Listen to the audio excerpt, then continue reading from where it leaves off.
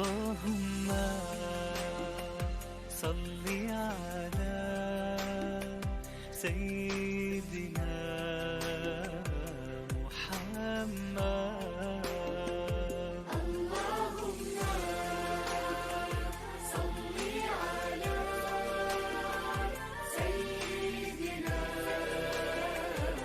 Muhammad. Allahumma salli ala Sayyidina Muhammad. Allahumma salli ala Sayyidina Muhammad. Allahumma salli ala Sayyidina Muhammad. Allahumma salli ala Sayyidina Muhammad. Allahumma salli ala Sayyidina Muhammad. Allahumma salli ala Sayyidina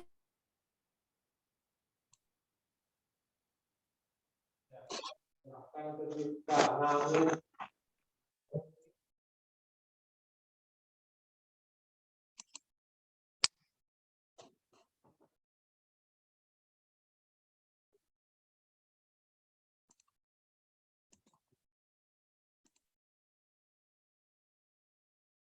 Sayyidina.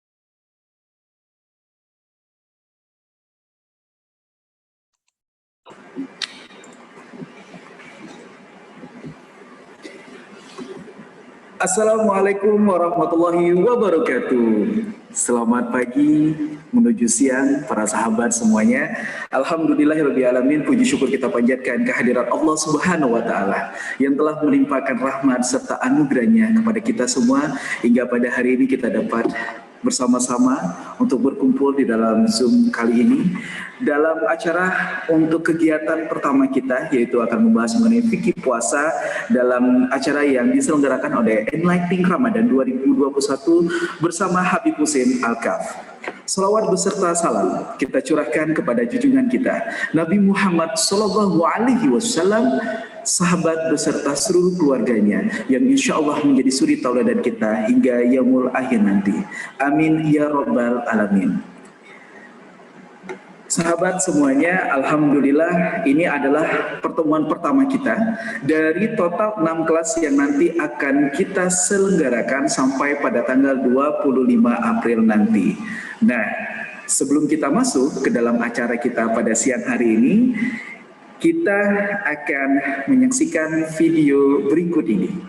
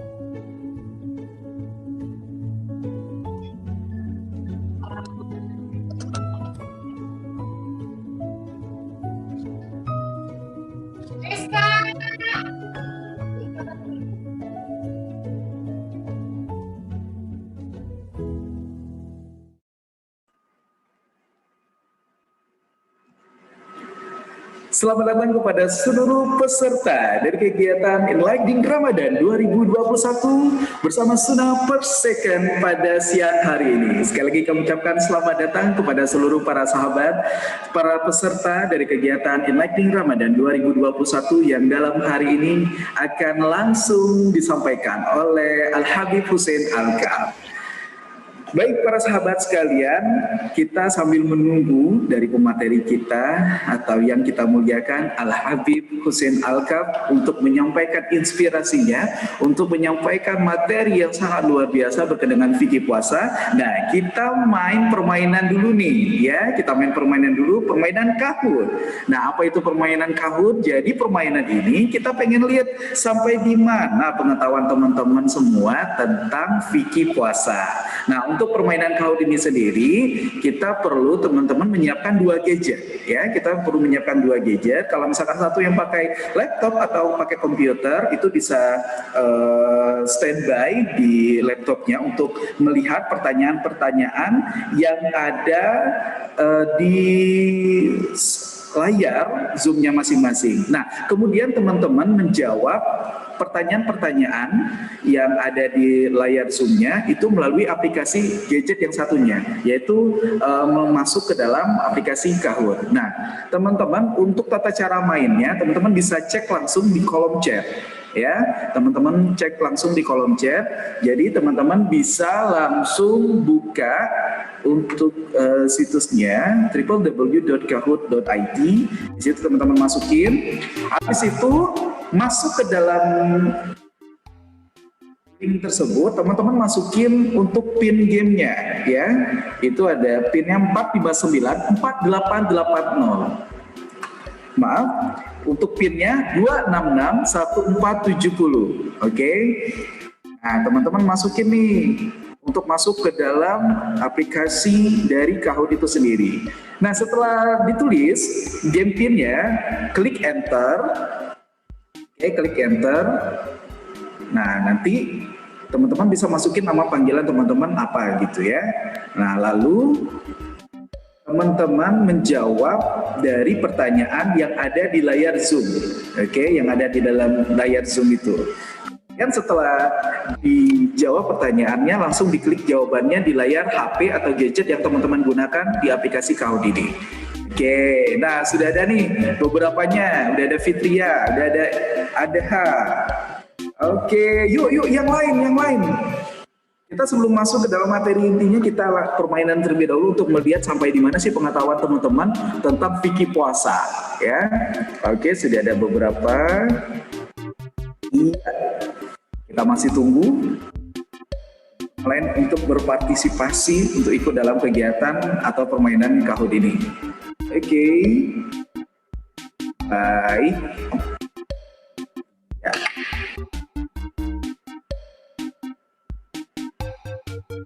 Oke.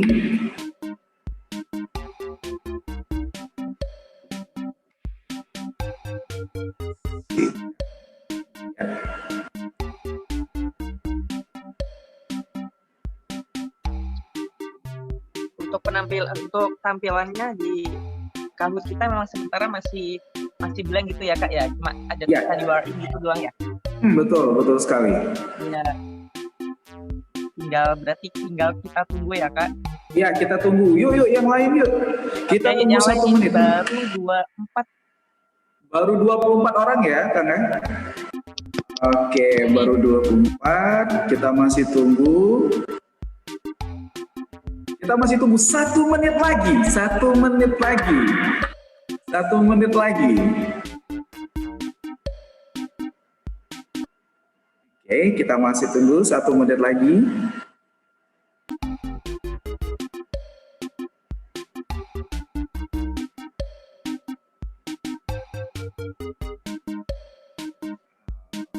Oke, kita hitung mundur untuk kita stopin ya. Kita hitung mundur dari 5, 4, 3, 2, 1, stop. Bismillah. Oke, kita udah stop. Nah, ini. Oke. pertanyaannya. Marsinah tadi pagi puasa, tapi pas siang. Oke, pertanyaan pertama kita lihat. Jadi pertanyaannya apa Kak? Boleh diulang Kak? Marsinah tadi pagi puasa, tapi pas siang dia pindah agama. Marsinah puasanya batal deh jadinya. Itu benar atau salah? Nah, kita masih cek. Oke, ada 16 orang yang menjawab betul, ada 1 orang yang menjawab pernyataannya salah. Oke. Iya. Pertanyaan kedua. Pertanyaan kedua, di siang yang terik, Pak Otong mandi karena kegerahan. Lalu air masuk ke dalam telinganya. Puasa Pak Otong batal nggak nih? Nah, ini pertanyaan base-nya. Air masuk ke dalam kuping. Oh iya ya, bener ya. Batal nggak ya puasanya? Iya. Ya, batal nggak ya? Oke. Wow. Jawab oke.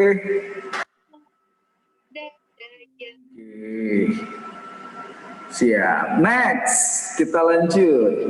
Betul atau salah lagi? Tahu Tejo. Bu Tejo lagi. Oke, Bu Tejo bergosip padahal dia lagi puasa. Bu Tejo puasanya batal deh. Pernyataannya betul atau salah? Oke, kita lihat. Mana banyak yang jawab betul, seberapa banyak yang jawab dia salah. Bu Tejo.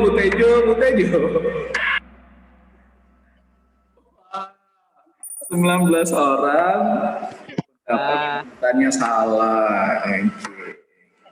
Kak Anun memimpin di atas. Ya Kak Anun. Kak Anun. Oke, masih dipimpin Kak Anun. Yang keempat, yang bukan termasuk rukun puasa.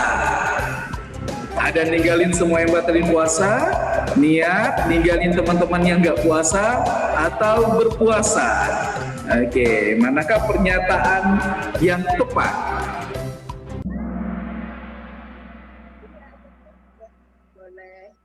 Oke, ninggalin teman-teman yang nggak puasa.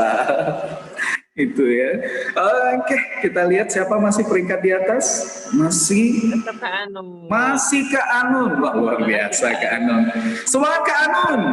Next, seorang muslim diperbolehkan nggak puasa Ramadan kalau lagi sibuk, lagi sakit hati, lagi jadi musafir, lagi bad mood. Oke. Lagi sibuk, lagi sakit hati. Aduh, saya pilihnya yang mana ya? Lagi bad mood, aduh salah juga nih. Kayaknya banyak yang menjebak-menjebaknya nih. Nah, jawabannya yang tepat adalah lagi jadi musafir. Itu yang nggak boleh diperbolehkan untuk nggak puasa Ramadan. Nah, kita lihat siapakah peringkat dari permainan Kahoot siang hari ini. Peringkat ketiga DR, peringkat kedua Ilmi, dan peringkat pertama Selamat Aku. Masya Allah, Masya Allah, luar biasa.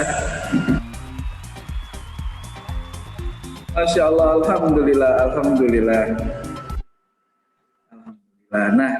Nah, teman-teman semua luar biasa ya, dari permainan Kahoot tadi kita banyak sekali merefresh dari ingatan-ingatan kita, pikiran-pikiran kita tentang mengenai fikih puasa, baik yang sudah kita ketahui ataupun yang belum kita ketahui.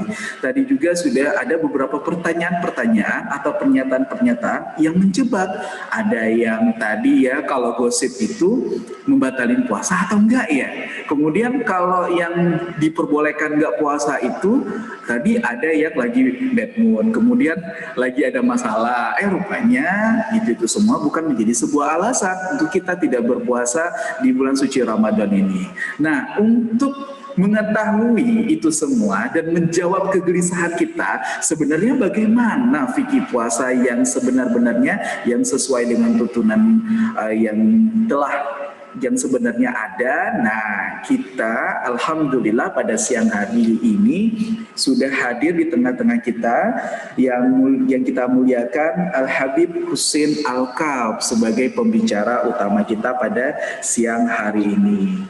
Assalamualaikum warahmatullahi wabarakatuh. Al-Habib Husin Al-Kaf sudah hadir di tengah-tengah kita. Alhamdulillah.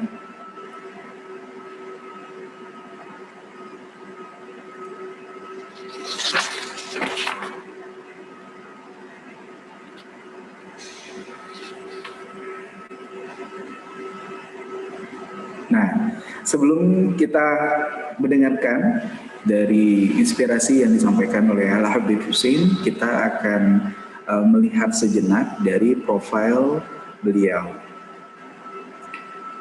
Beliau yang merupakan pembicara utama kita pada hari ini dengan silsilah dari turunan beliau yang mulia bisa kita lihat di layar kita masing-masing. Kemudian pendidikan formal beliau menempuh pendidikan formal di Pondok Pesantren Darul Sadah Cipayung Bogor dari tahun 2001 sampai dengan 2003. Kemudian menempuh kembali pendidikan di Darul Habib Sukabumi selama 7 bulan, dan beliau juga menempuh pendidikan di Darul Mustafa Tarim Hadramaut dari tahun 2004 sampai dengan tahun 2010. Kegiatan beliau saat ini, beliau sebagai Dewan Guru Majelis Taklim Shollu ala Nabi, Dewan Guru Majelis At-Tanwir, Dewan Guru Pondok Sana.com, dan pengasuh Ponpes Pondok Pesantren Darul Habib Al-Mustafa. Alhamdulillah, Masya Allah, merupakan sebuah keberkahan bagi kita semua. Pada pagi hari ini kita akan mendengarkan inspirasi, materi, bekal hidup bagi kita mengenai fikih puasa yang insya Allah akan disampaikan langsung oleh Al Habib Hussein Al-Kaf.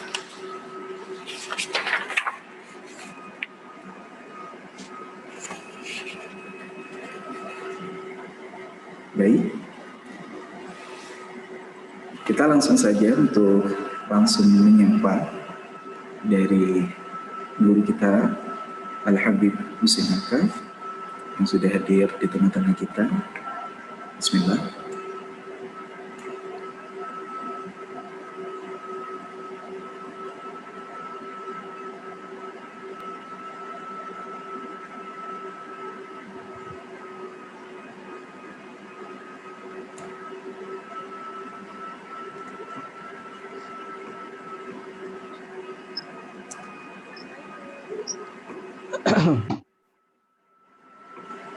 Bismillahirrahmanirrahim. Assalamualaikum Habib. Waalaikumsalam warahmatullahi wabarakatuh. Sehat Habib? Alhamdulillah sehat. Alhamdulillah. Habib, perkenalkan saya Said Ahmad bin Yahya dari Bangka Belitung Habib, untuk menjadi moderator pada siang hari ini. Ya Habib, Alhamdulillah. Alhamdulillah. Baik, Habib, tadi kita sudah sedikit bermain di permainan kahur, Habib. Kita melihat bagaimana dari pemahaman sahabat-sahabat yang mengikuti kegiatan hari ini tentang fikih puasa. Jadi banyak sekali mungkin mereka, termasuk saya sendiri Habib, yang masih bingung. Kira-kira ada beberapa hal yang ngebatalin puasa nggak? Seperti tadi, kalau kita gosipin orang gitu, itu ngebatalin puasa nggak? Gitu, Habib. Kemudian banyak-banyak hal yang menjadi problematika, apalagi dengan kaum milenial seperti saat ini tentang fikih puasa.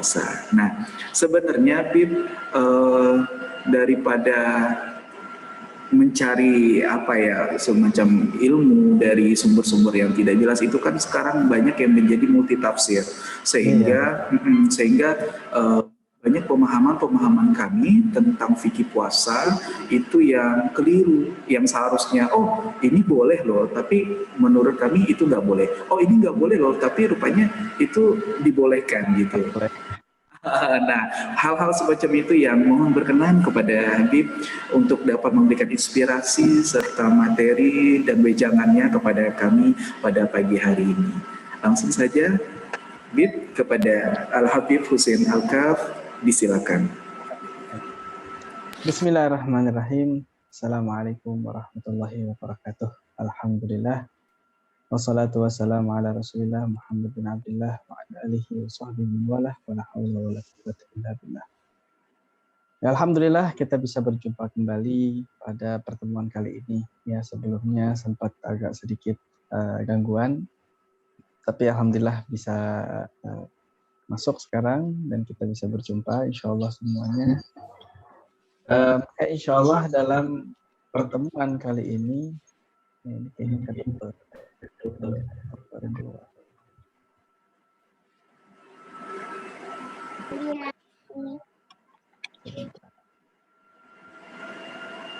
Saya coba perbaiki dulu. Baik.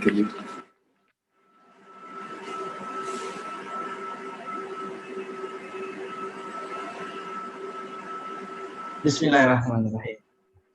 Ya, di sini alhamdulillah pada perjumpaan kali ini kita bahas tentang masalah puasa, fikih puasa khususnya. Nah, sebelum kita masuk dalam pembahasan fikih puasa, maka sebaiknya kita tahu dulu apa sih tujuan kita dalam berpuasa ini. Kenapa kok puasa ini memiliki keistimewaan yang begitu hebat dibandingkan dengan hal-hal lainnya. Dan juga dalam puasa ini yang berbeda adalah kita ini bisa nggak makan selama pagi sampai petang. Beda sama hari-hari yang lainnya. Ya, seperti yang ditulis nih yang ada dalam slide sekarang bisa dilihat. Ya, suatu hari kamu sibuk kerja sampai lupa makan. Pas lihat jam udah jam 3 sore. Ya, terus kita lihat, ya Allah, kok belum sempat makan nih dari pagi. Pada lemes, perut keloncongan, pasti langsung cari promah, ya, cari obat. Gimana caranya biar kondisi saat itu bisa makan dengan nyaman dan perut tidak merasa sakit. Padahal mungkin dia itu nggak makan, ya bukan dari pagi banget. Kadang-kadang juga ada sarapan sedikit sebelum berangkat, cuma minum susu atau apa. Tapi tetap aja rasa lapar dan perut yang nggak enak tuh ada. Nah, kalau pengen tahu kenapa sebabnya itu semua, ya inilah sebabnya. Karena di dalam puasa itu memiliki keistimewaan, yaitu tekad yang ada dalam diri kita, yaitu niat. Ya. Di saat niat ada dalam seseorang, maka beda rasanya dengan sesuatu yang tidak ada niat.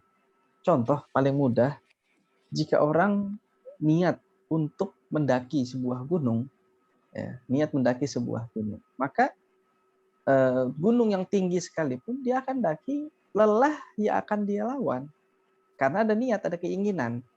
Ya, tapi coba kalau nggak ada keinginan, ayo suruh ngambil air di atas gunung sana, baru ngelihat atas aja udah malas dia, nggak ingin bergerak, nggak mau apa-apa karena merasa capek, lelah.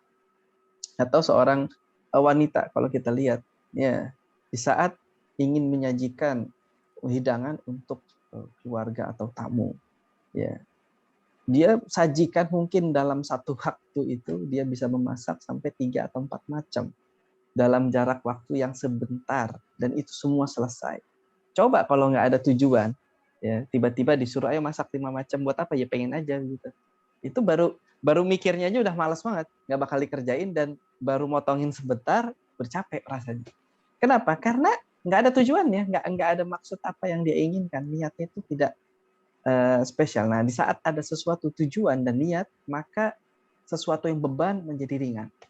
Nah, niat ini juga adalah suatu yang dapat merubah daripada hal yang biasa menjadi luar biasa.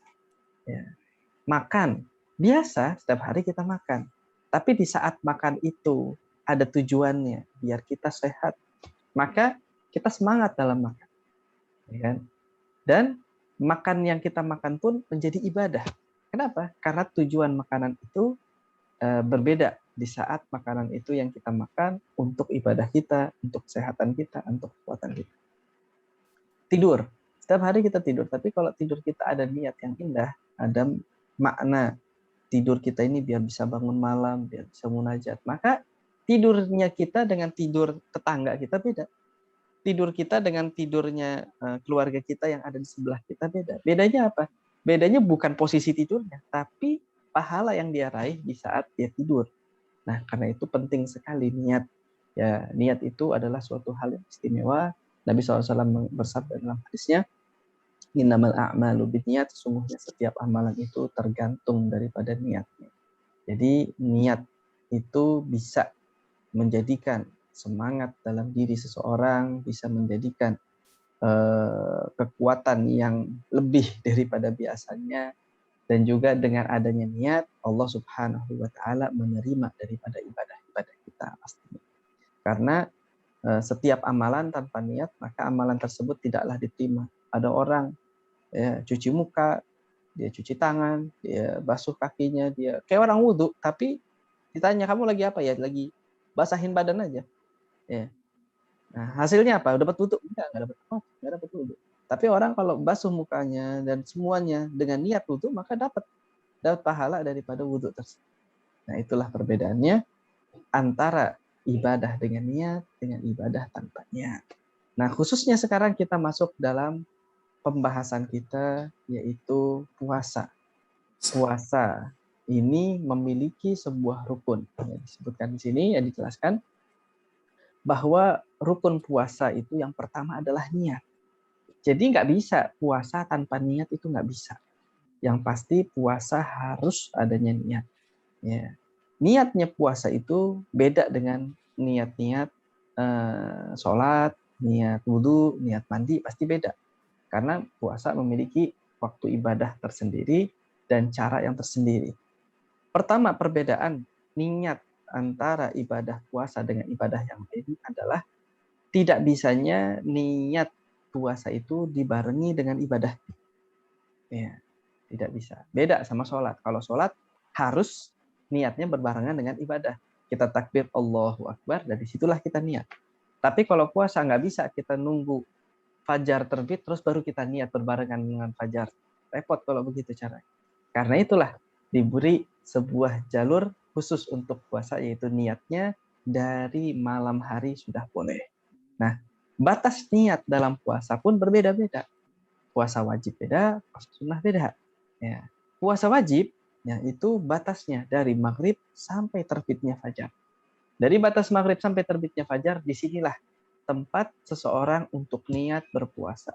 Ya, boleh dengan bahasa Arab seperti yang biasa dibaca, nawaitu shauma ghadin an adai fardhi syahri ramadan fi sabilillah taala, atau dengan bahasa Indonesia, ya saya niat puasa Ramadan untuk esok hari yang wajib karena Allah Subhanahu wa taala, atau dengan maksud yang lainnya, karena niat itu adalah maknanya al-qasd, maksud menginginkan ada sesuatu yang dia tuju untuk dia lakukan, maka disitulah yang disebut dengan niat. Maka dengan itu akan jelas tujuan daripada seseorang bahwa niat itu adalah sebuah perkara yang penting sekali dalam ibadah. Nah, wajib dalam puasa adalah niat. Ya, tanpa adanya niat, maka puasa tersebut tidak akan sah. Jadi bagaimana nih? Kan kadang-kadang ada orang habis buka puasa, dia nggak niat. Habis itu sholat isya, taraweh, tidur. Kadang-kadang nggak pakai taraweh lagi. Sholat isya, dia langsung tidur. Kekenyangan, maaf. Nah, iya, buka puasanya ini kayaknya dia terlalu maraton gitu. Iya, maraton. Semangat dia. Jadinya akhirnya wah udah kekenyangan, habis sholat isya masalah mah udah tidur dia. Bangun-bangun ya udah mepet sama subuh. Wah, yang dia ingat mau makan, minum, udah biar bisa sahur. Dia lupa sama yang namanya niat. Ya, udah selesai sahur, udah adzan subuh baru ingat tuh. Tadi belum niat, kan hari ini nggak taraweh. Biasanya kan niatnya pas barengan sama orang taraweh. Nah, akhirnya bagaimana nih? Nah, untuk orang yang semacam ini berarti puasa di hari tersebut dia tidak menjalankan tanpa niat. Jika dia jalankan tanpa niat, maka otomatis puasanya itu sebetulnya tidak sah. Nah, tapi kan ada orang bilang kalau niat itu boleh kan di awal langsung untuk 1 bulan. Nah, ini seperti pembahasan pertama ya dari Ustaz Said mengatakan banyaknya pendapat-pendapat yang akhirnya membuat rancu, orang jadi pikiran itu kemana-mana. Ada yang bilang ini katanya boleh, tapi katanya ini boleh juga, katanya. Di saat ada hal-hal semacam ini, kita ini harus berpacu dengan pendapat yang biasa dilaksanakan oleh kebiasaan tempat yang kita lakukan dan madhab yang kita lakukan, dan juga yang biasa dilakukan oleh adatnya kita ini apa biasanya, ngambilnya ke jalan yang mana. Nah, terus apa sih gunanya ini pendapat-pendapat ulama? Saya sedikit menjelaskan tentang kenapa sih ada pendapat-pendapat ini biar nggak bingung. Ya, pendapat-pendapat ulama itu semuanya betul dan tidak salah. Tapi itu semua bisa digunakan dalam beberapa hal jika kondisinya darurat. Jadi jika kondisinya darurat, maka kita melihat al-aslah yang lebih afdol itu bagaimana? Baiknya bagi sosok orang itu seperti apa? Ya. Jika baiknya bagi sosok orang itu untuk mengambil pendapat ulama lain yang berbeda dengan pendapat yang biasa kita lakukan, maka oke-oke aja, nggak apa-apa. Tapi kalau misalnya nggak ada kepentingan, maka lebih baik jangan. Seperti masalah niat tadi untuk 1 bulan penuh. Oke, diperbolehkan niat 1 bulan penuh dalam pendapat satu mazhab saja. Ya, mazhab Imam Malik memperbolehkan hal tersebut. Mazhab Imam Syafi'i mengatakan enggak. Kenapa kok enggak? Karena kata Imam Syafi'i, ibadah puasa itu setiap puasa itu satu ibadah. Nah, kalau misalnya satu ibadah semua 1 bulan, berarti kalau batal satu, batal semua. Kata Imam Syafi'i. Misalnya kita bilang ibadah puasa itu sama 1 bulan penuh, boleh aja, ya kan? Dia niat 1 bulan penuh. Ternyata di hari ke-5 atau ke-6 dia batal puasanya. Terus kalau batal berarti yang diqodho apa? 1 hari apa semuanya? 1 hari kata Imam Syafi'i. Kalau memang 1 hari yang diqodho berarti niatnya setiap hari satu kali dong, nggak bisa 1 bulan semuanya. Itulah kenapa Imam Syafi'i mengatakan tersebut. Dan Imam Malik memiliki alasan tersendiri kenapa mengatakan hal itu juga. Intinya ya, kita mengambil pendapat yang lebih baik, yang lebih pasti. Nah, kenapa Imam Syafi'i juga akhirnya mengatakan, ulama-ulamanya, kalau misalnya mau niat seperti itu boleh-boleh saja. Nah, kenapa boleh-boleh saja? Kata ulama Imam Syafi'i begini, kalau kita niat untuk 1 bulan dan tiba-tiba seperti kejadian tadi, dia bangun tidur, dia lupa niat. Terus dia udah puasa hari itu tanpa niat. Apa yang dia lakukan? Hari itu dia tetap seperti halnya orang puasa. Walaupun di dalam mazhab Imam Syafi'i itu batal, tetap wajib dia imsak. Nggak boleh dia makan, nggak boleh minum. Ya seperti orang puasa yang lainnya. Tapi dalam mazhab Imam Malik, dia tetap dapat pahala hari itu utuh puasa. Ya, dalam pahala dia tetap dapat menurut Imam Malik. Di saat selesai Ramadan tetap dia mengqadha karena menurut mazhab Imam Syafi'i bahwa puasanya hari itu tidak sah, hanya saja diwajibkan imsak. Jadi tetap diqadha puasanya, tapi insya Allah pahala puasa di bulan tersebut tetap dapat, dan pahala puasa di qadhanya pun tetap dapat menurut Imam Syafi'i. Nah, inilah kenapa ada perbedaan ulama. Jadi jangan pakai bikin rancu ya, jangan bikin rancu. Kadang-kadang orang nih, enggak saya maunya begini, saya mau gitu. Enggak ada, semaunya itu enggak bisa. Ya, karena semuanya itu sudah terstruktur. Ulama itu sudah memberikan sebuah jalur dan mereka sudah menghafal hadis-hadis, sudah melihat hadis-hadis yang ada, sudah mengetahui Al-Qur'an lebih dari kita pastinya, lebih memahami hadis lebih dari kita. Kita tinggal ngikutin. Ya, kadang-kadang jangan sok tahu, enggak saya tahu Al-Qur'an kok, tinggal baca Al-Qur'an kelihatan tuh ada ayat. Iya tahu.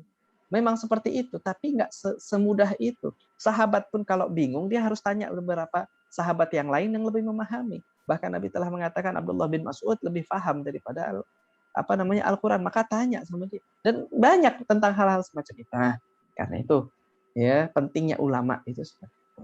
Ya, pentingnya adanya ulama dalam hal-hal mengenai apa yang telah disusun. Nah, sekarang rukun puasa yang kedua. Ya. Meninggalkan sesuatu yang dapat membatalkan puasa. Ya. Nah, apa saja yang membatalkan ada, nanti akan dijelaskan, ada babnya sendiri, insya Allah nanti kita akan jelaskan. Meninggalkan semua yang membatalkan puasa. Jadi pertama dia niat. Kapan niatnya? Malam hari. Ya, nawaitu shauma ghadin di malam hari, boleh dari maghrib. Habis buka Allahu Akbar atau belum buka baru Allahu Akbar, dia niat langsung puasa besok, boleh nggak? Boleh. Nah, apakah niat puasa itu bisa batal dengan makan, dengan minum? Enggak. Niat puasanya tidak batal, tetap berlanjut, nggak ada masalah. Beda sama sholat, sama itu. Ya, kalau niat yang lain ibadah itu bergabung dengan ibadah. Tapi kalau puasa sendiri, niatnya terlebih dahulu baru ibadah. Untuk puasa sunnah diperbolehkan sampai zawal memang. Diperbolehkan sampai zawal. Zawal itu apa? Zuhur. Jadi kalau dia puasa sunnah, terus pagi dia nggak niat dan belum memakan apa-apa, belum menjalankan sesuatu yang membatalkan puasa, dia boleh niat saat itu dan insya Allah puasanya pada saat itu masih diterima. Yang kedua tadi meninggalkan semua yang dapat membatalkan puasa. Banyak yang dapat membatalkan puasa. Ya ada beberapa hal yang itu penting sekali untuk diketahui.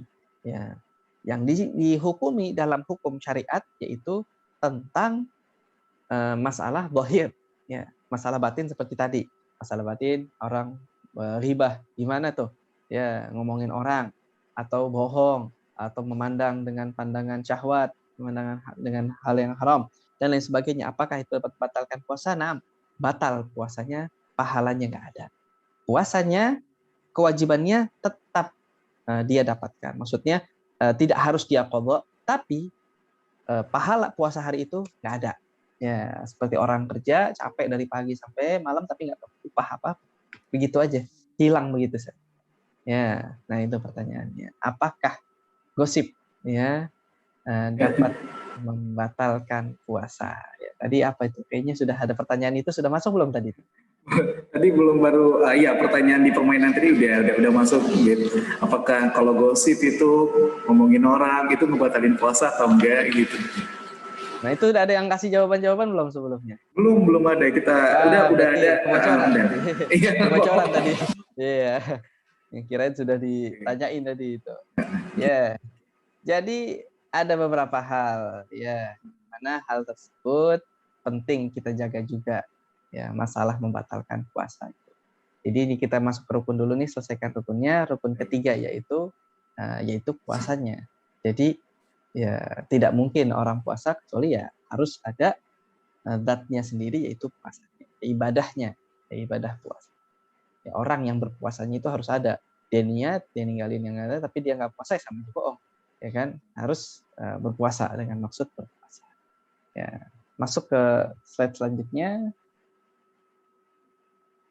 Ya, siapa sih yang wajib puasa? Ya, nah sekarang yang wajib puasa itu siapa aja? Ya, semua Muslim wajib puasa. Nah, kalau ada non Muslim mau puasa, boleh nggak? Saya pernah dapat cerita. Jadi dulu ada teman saya, kalau nggak salah mungkin pada tahu itu, kalau misalnya Habib Umar datang itu dari Hadramut, biasanya bawa tamu dari Manchester itu Syekh Mus'ab. Nah itu saya kenal Syekh Mus'ab itu di saat awal-awal dia masuk Islam. Ya, belum lama dia daripada masuk Islam, saya pernah kenal beliau. Ya, jadi sering memang disuruh oleh Umar untuk berceramah. Saat itu masih belum bisa bahasa Arab sama sekali, Syekh Mus'ab. Dia cerita bahwa di saat dia masuk Islam, itu kalau nggak salah keluarganya belum masuk Islam semua. Ibunya khususnya itu belum masuk Islam. Tapi mendukung keislaman dia. Ya, sangat mendukung keislam. Terus bagaimana? Di saat bulan suci Ramadan, terkadang ibunya ikut puasa bareng sama dia. Ya, ikut puasa. Kenapa? Menghormati orang muslim yang sedang puasa. Dan dia katakan ya sepertinya orang puasa itu enak, sehat, badan itu lebih segar, ya, badan lebih ringan kan. Akhirnya dia puasa. Tapi bagaimana hukumnya sekarang orang yang tidak muslim berpuasa?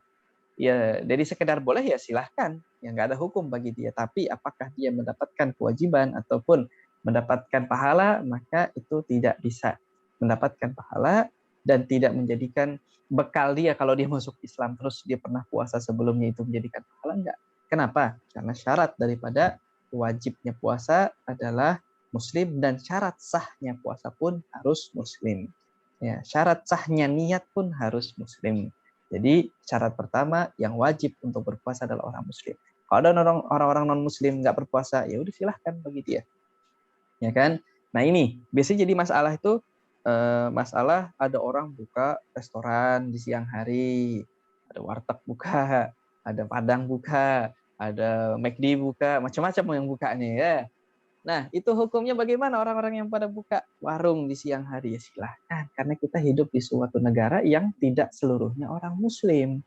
Nah orang yang non muslim terus kalau lapar mau makan nyari di mana, dia nggak sempat masak, dia nggak punya masakan atau apa, dia mau cari makan, ya silahkan, mau ke warteg, mau makan di warteg, ya boleh-boleh aja, ya kan?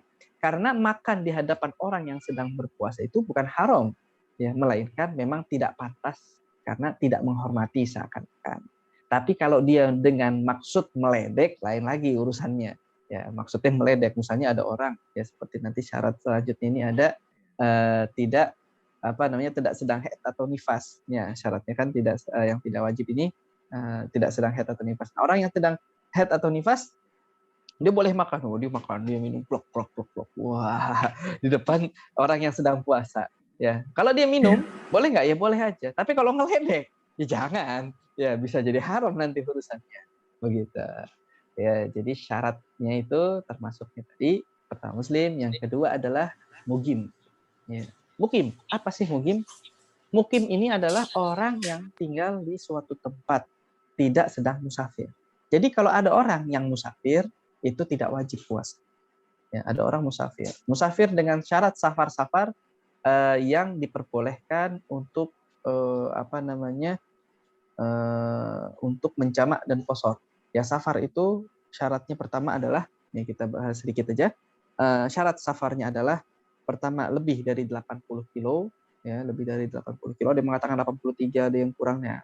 Intinya di 80 kilo aja kurang lebihnya. Lebih safar itu 80 kilo. Tujuan safarnya bukan maksiat, ya. Tujuan safarnya bukan maksiat. Syarat selanjutnya safarnya tidak lebih dari 4 hari selain hari pergi dan pulang. Dan ditambahkan untuk orang yang puasa ini safarnya harus sebelum waktunya subuh, ya, untuk hari itu. Ya, tapi untuk hari esok-esoknya ya lain lagi ceritanya. Ya. Untuk hari itu dia boleh tidak berpuasa dengan syarat safarnya sebelum waktunya subuh. Kalau sudah melewati waktu subuh dan dia sudah musafir, maka tidak bisa mengambil rukhsah atau diperbolehkannya tidak berpuasa. Nah, mereka ini yang sedang musafir. Jadi contohnya begini. Saya tinggal di Depok. Saya ingin pergi ke Surabaya. Itu jaraknya jauh. Ya. Saya berangkat dari Depok menuju bandara. Bandara itu ada di luar Depok. Ya. Saya berangkat dari Jakarta dari Depok menuju bandara itu jam 3 pagi sebelum waktunya subuh. Sampai di bandara, ya, sudah masuk subuh, saya sholat subuh di sana. Ya, perjalanan dari bandara ke Surabaya, ya kan, dari Jakarta menuju Surabaya. Nah, saya ingin duduk di Surabaya hanya sebatas 3 hari atau 4 hari. Ya. Dan tujuan saya bukan maksiat, pastinya karena saya ingin silaturahmi atau pulang kampung. Nah, sekarang jadi pertanyaan. Ya, saya kasih pertanyaan deh. Sekarang pertanyaannya agak sedikit sulit. Ya. Saya kasih pertanyaan. Nah, kira-kira saya ini boleh nggak puasa? Baik, Bib, mungkin kita kasih kesempatan bagi peserta untuk menjawab pertanyaan tadi di kolom chat ya, Bib ya. Ya. Oke, silakan para sahabat peserta untuk menjawab pertanyaan yang sudah disampaikan oleh Habib tadi. Boleh nggak kalau tidak berpuasa ya, Bib ya, dengan situasi seperti yang sudah disampaikan. Oke, baik, sudah ada beberapa jawaban. Ada yang mengatakan boleh Habib, boleh. Kayaknya pada suka yang nggak puasa. boleh. Wah, oke, masih boleh. Ya, rata-rata menjawab boleh, Bib. Jawab boleh semuanya. Boleh, ya. Berarti ini menandakan semuanya lagi nyimak semuanya ini ya. Alhamdulillah. Iya, karena tadi di awal saya sudah jelaskan kalau dia keluarnya sebelum subuh maka boleh. Padahal saya berangkatnya itu dari bandara kan setelah subuh. Tetap karena saya dari Depok menuju bandara itu sudah masuk dalam musafir karena keluar dari kota. Beda kalau saya berangkat dari Depok, dari rumah saya itu setelah sholat subuh baru berangkat menuju bandara dan saya pergi, maka di situ tidak boleh membatalkan puasanya. Ya, jadi tidak boleh nggak puasa. Nah, kalau saya nggak misalnya, tapi kalau saya sudah puasa, ya itu lain cerita. Saya udah puasa, niatin puasa. Ya. Tapi bandara, harus saya pengen batal aja ya nggak bisa. Dia udah puasa saat itu, ya kan? Itu bolehnya itu kalau dia itu memang nggak mau puasa di saat itu, silahkan puasa sekalian istilahnya. Jangan memulai puasa tapi dia malah mau membatalkan puasa. Seperti itu. Ya. Itu daripada mugim.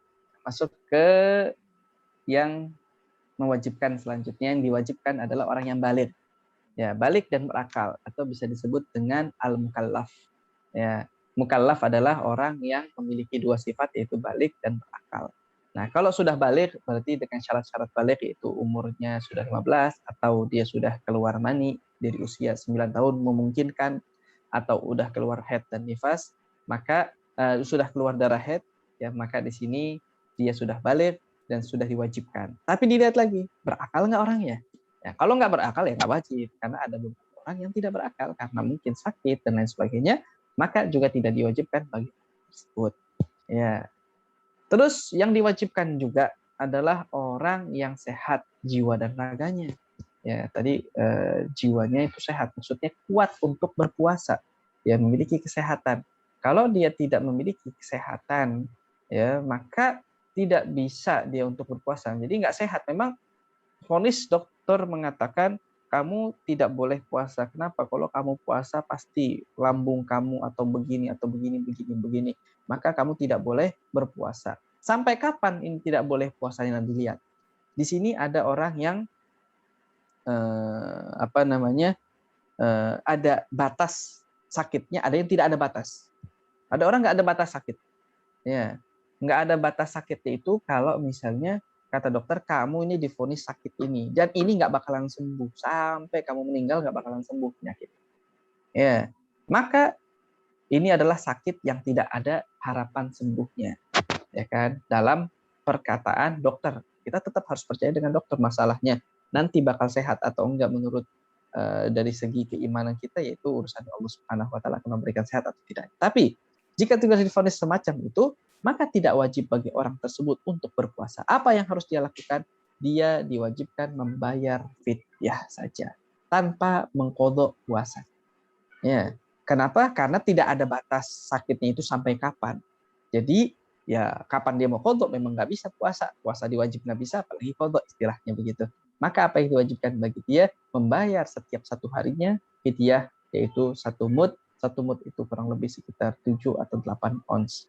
7-8 ons. Karena 1 mud itu atau 1 sok itu yang biasanya digunakan untuk zakat fitrah itu dibagi 4. Ya, dibagi 4. Ya, biasanya zakat fitrah itu kan macam-macam. Ada yang bilang 3 kilo, ada yang bilang berapa kilo.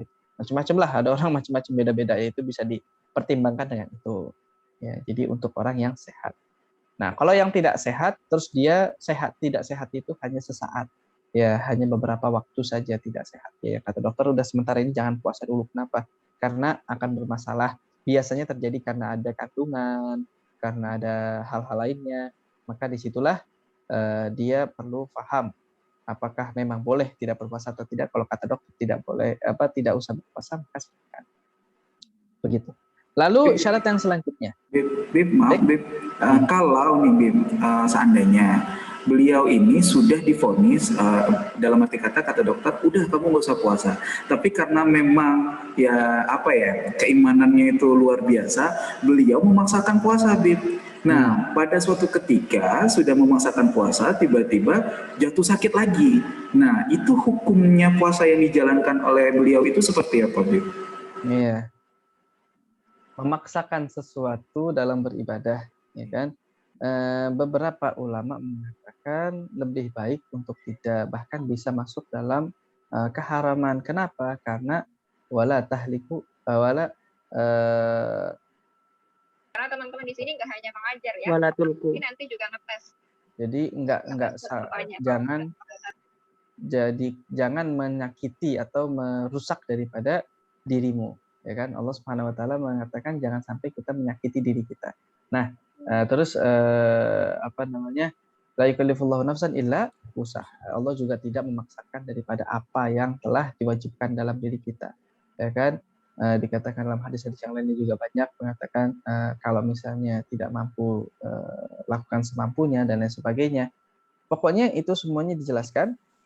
Maka di saat dilarang lebih baik untuk tidak. Cuman di sini ada beberapa ulama mengatakan boleh-boleh saja untuk memaksakan kalau memang dia yakin tidak masalah.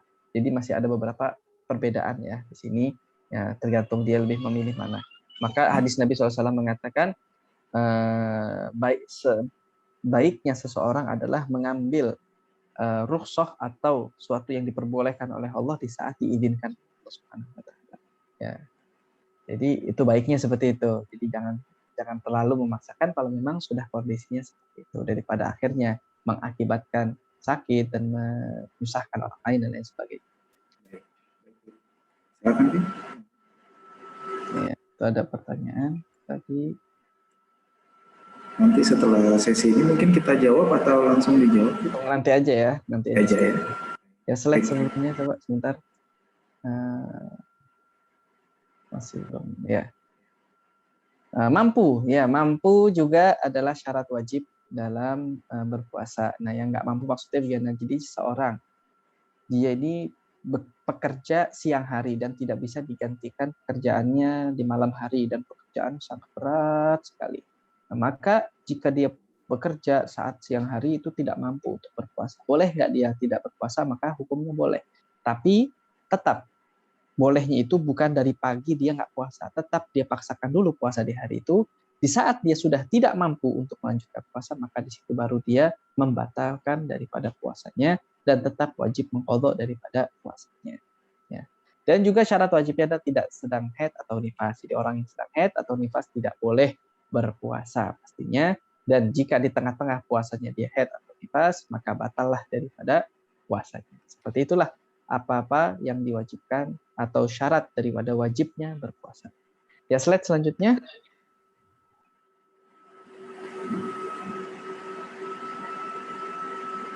Nah, membatal. Yang bikin batal puasa. Nah, sini.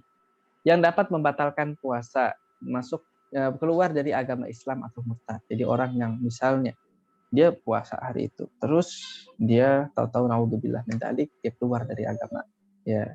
Maka jika dia keluar dari agama Islam, batallah puasanya saat itu. Walaupun dalam satu saat itu langsung dia kembali lagi masuk dalam Islam.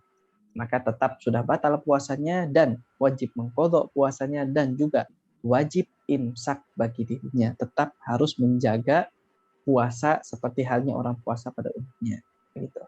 Yang kedua, masuknya sesuatu lewat mulut, hidung, telinga, anus dengan sengaja.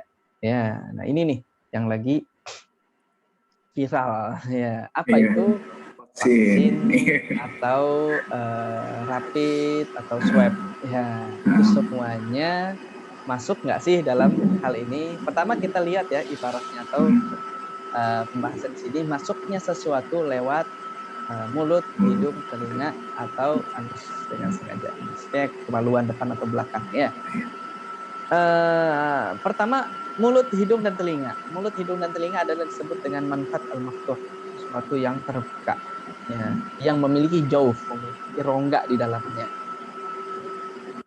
Nah, sekarang masuknya sesuatu lewat mulut, hidung, atau telinga, baik itu air, atau obat, atau benda seperti apa namanya itu yang buat bersihin itu telinga, ya cotton bud dan sejenisnya. Nah, itu semuanya dapat membatalkan dari puasa pastinya. Ya, jadi kalau ada yang bilang swab itu batal nggak? Ya, kalau menurut hal yang dijelaskan oleh ulama-ulama kita batal. Kenapa? Karena swab itu sendiri adalah memasukkan sesuatu ke hidung. Ya. Dan memasukkannya itu juga kadang sampai ke mulut juga, ke tenggorokan.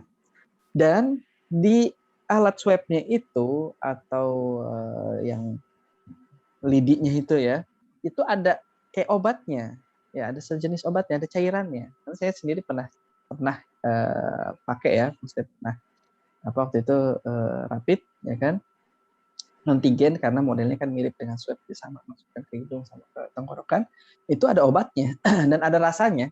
Ya, saat dimasukkan itu ada rasanya karena ada sejenis seperti vitamin atau apa, Allahu alam, yang mungkin dokter di sini atau ada mungkin yang paham itu apa.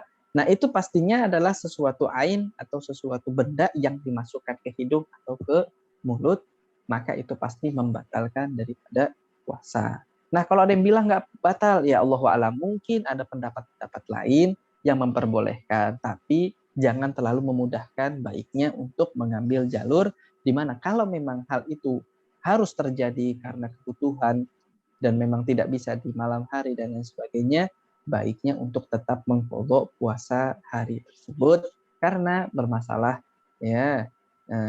Jadi takutnya ya sekarang kita boleh mengambil pendapat orang itu bahwa itu tidak membatalkan, tapi hati ini nggak sreg pastinya ya kan, karena banyak ulama yang mengatakan hal tersebut membatalkan. Jadi baiknya nanti setelah Ramadan untuk mengqadha daripada puasa hari tersebut ya.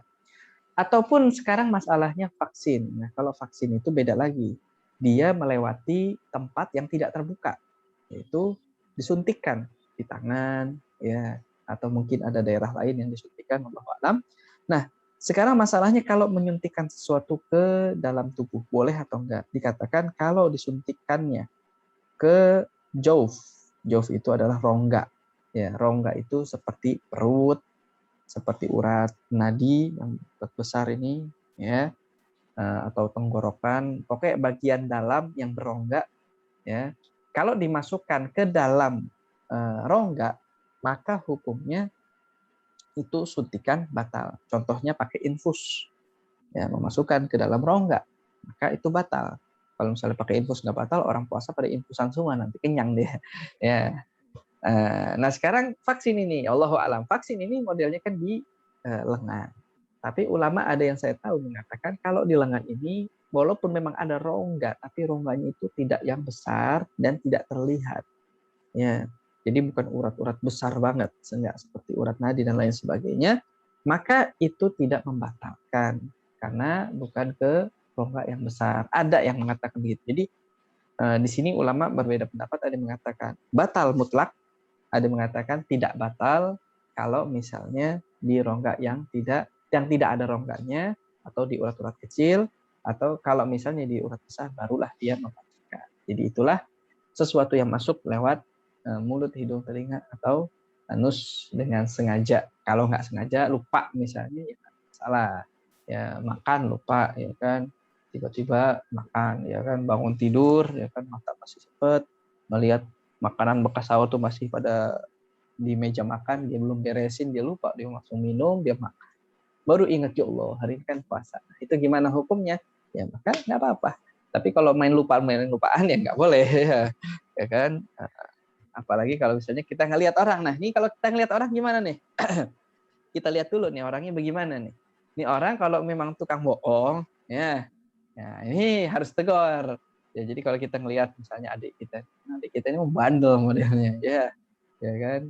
Nah, terus kita lihat itu fotonya ke kulkas, dibuka air, dia mau minum. Nah, kita ingetin apa nggak? Kita ingetin. Ya, kenapa? Ada kemungkinan dia lupa bohongan, nggak lupa. Ya, tapi kalau sesuatu yang memang biasanya lupa nih orang, ya pasti lupa, nggak mungkin masa dia nggak puasa, istilahnya begitu. Nah, kan biarin aja, jangan kita ingatkan, jangan. Biar dia makan, udah selesai semuanya baru kita ingatkan. Ya, jangan tengah-tengah makan, wah langsung diingetin, biarin aja. Kata Nabi SAW, itu adalah sesuatu yang diberikan oleh Allah Subhanahu wa taala untuk orang. Boleh aja. Ya, atau paksaan juga. Ya dipaksa. Ya, kalau nggak makan saya tembak. Ya, maka di sini juga sesuatu yang dipaksakan, ikrah, itu juga tidak membatalkan daripada puasa. Bib, berarti maaf Bib, berarti saya salah dong Bib. Jadi dulu saya punya teman Bib, memang agak kebiasaan dia bangunnya agak siang jadi Bib, gitu. Jadi pas puasa itu dia bangun siang Bib, sebelum zuhur itu dia beli nasi padang ceritanya Bib. Beli nasi padang, makan. Nah saya baru pulang tuh dari kampus Bib. Saya lihat dia lagi nasi padang, langsung saya bilang, astagfirullahaladzim, kamu nggak puasa gitu. Hah? Oh puasa ya gitu. Iya, tapi dia keselak Bib gitu. Jadi dia udah ingat, ya udah deh saya minum dulu. Terus dia minum gitu. Terus saya bingung, loh jadi kamu nih gimana ya, batal atau enggak ya puasanya? Gitu Bib. Ya, itu dia. Jadi kalau lupa diemin dulu lah. Diemin dulu Bib ya. Repot itu. Ya, tengah-tengah keselak kan repot masalahnya. Kalau udah ingat kan nggak boleh makan, nggak boleh minum sekarang. Ya begitu. Jadi kalau dia lupa, silahkan biar dia lupa, biar makan, biar selesai makan minumnya, baru nanti dilanjutkan daripada puasanya.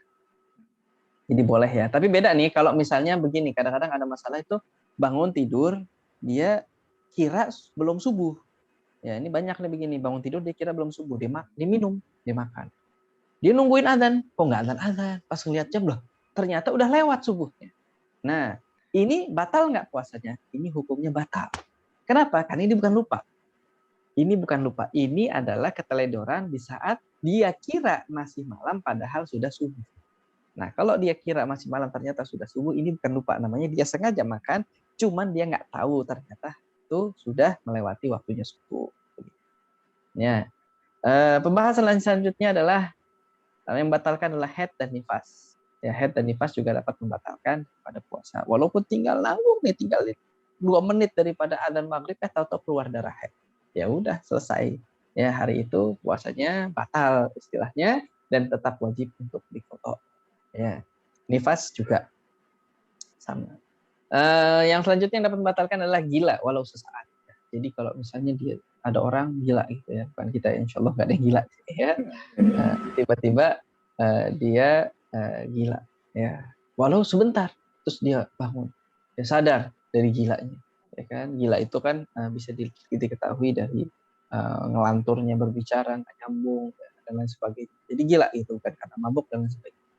Maka gila dan itu membatalkan daripada puasa, ya kan?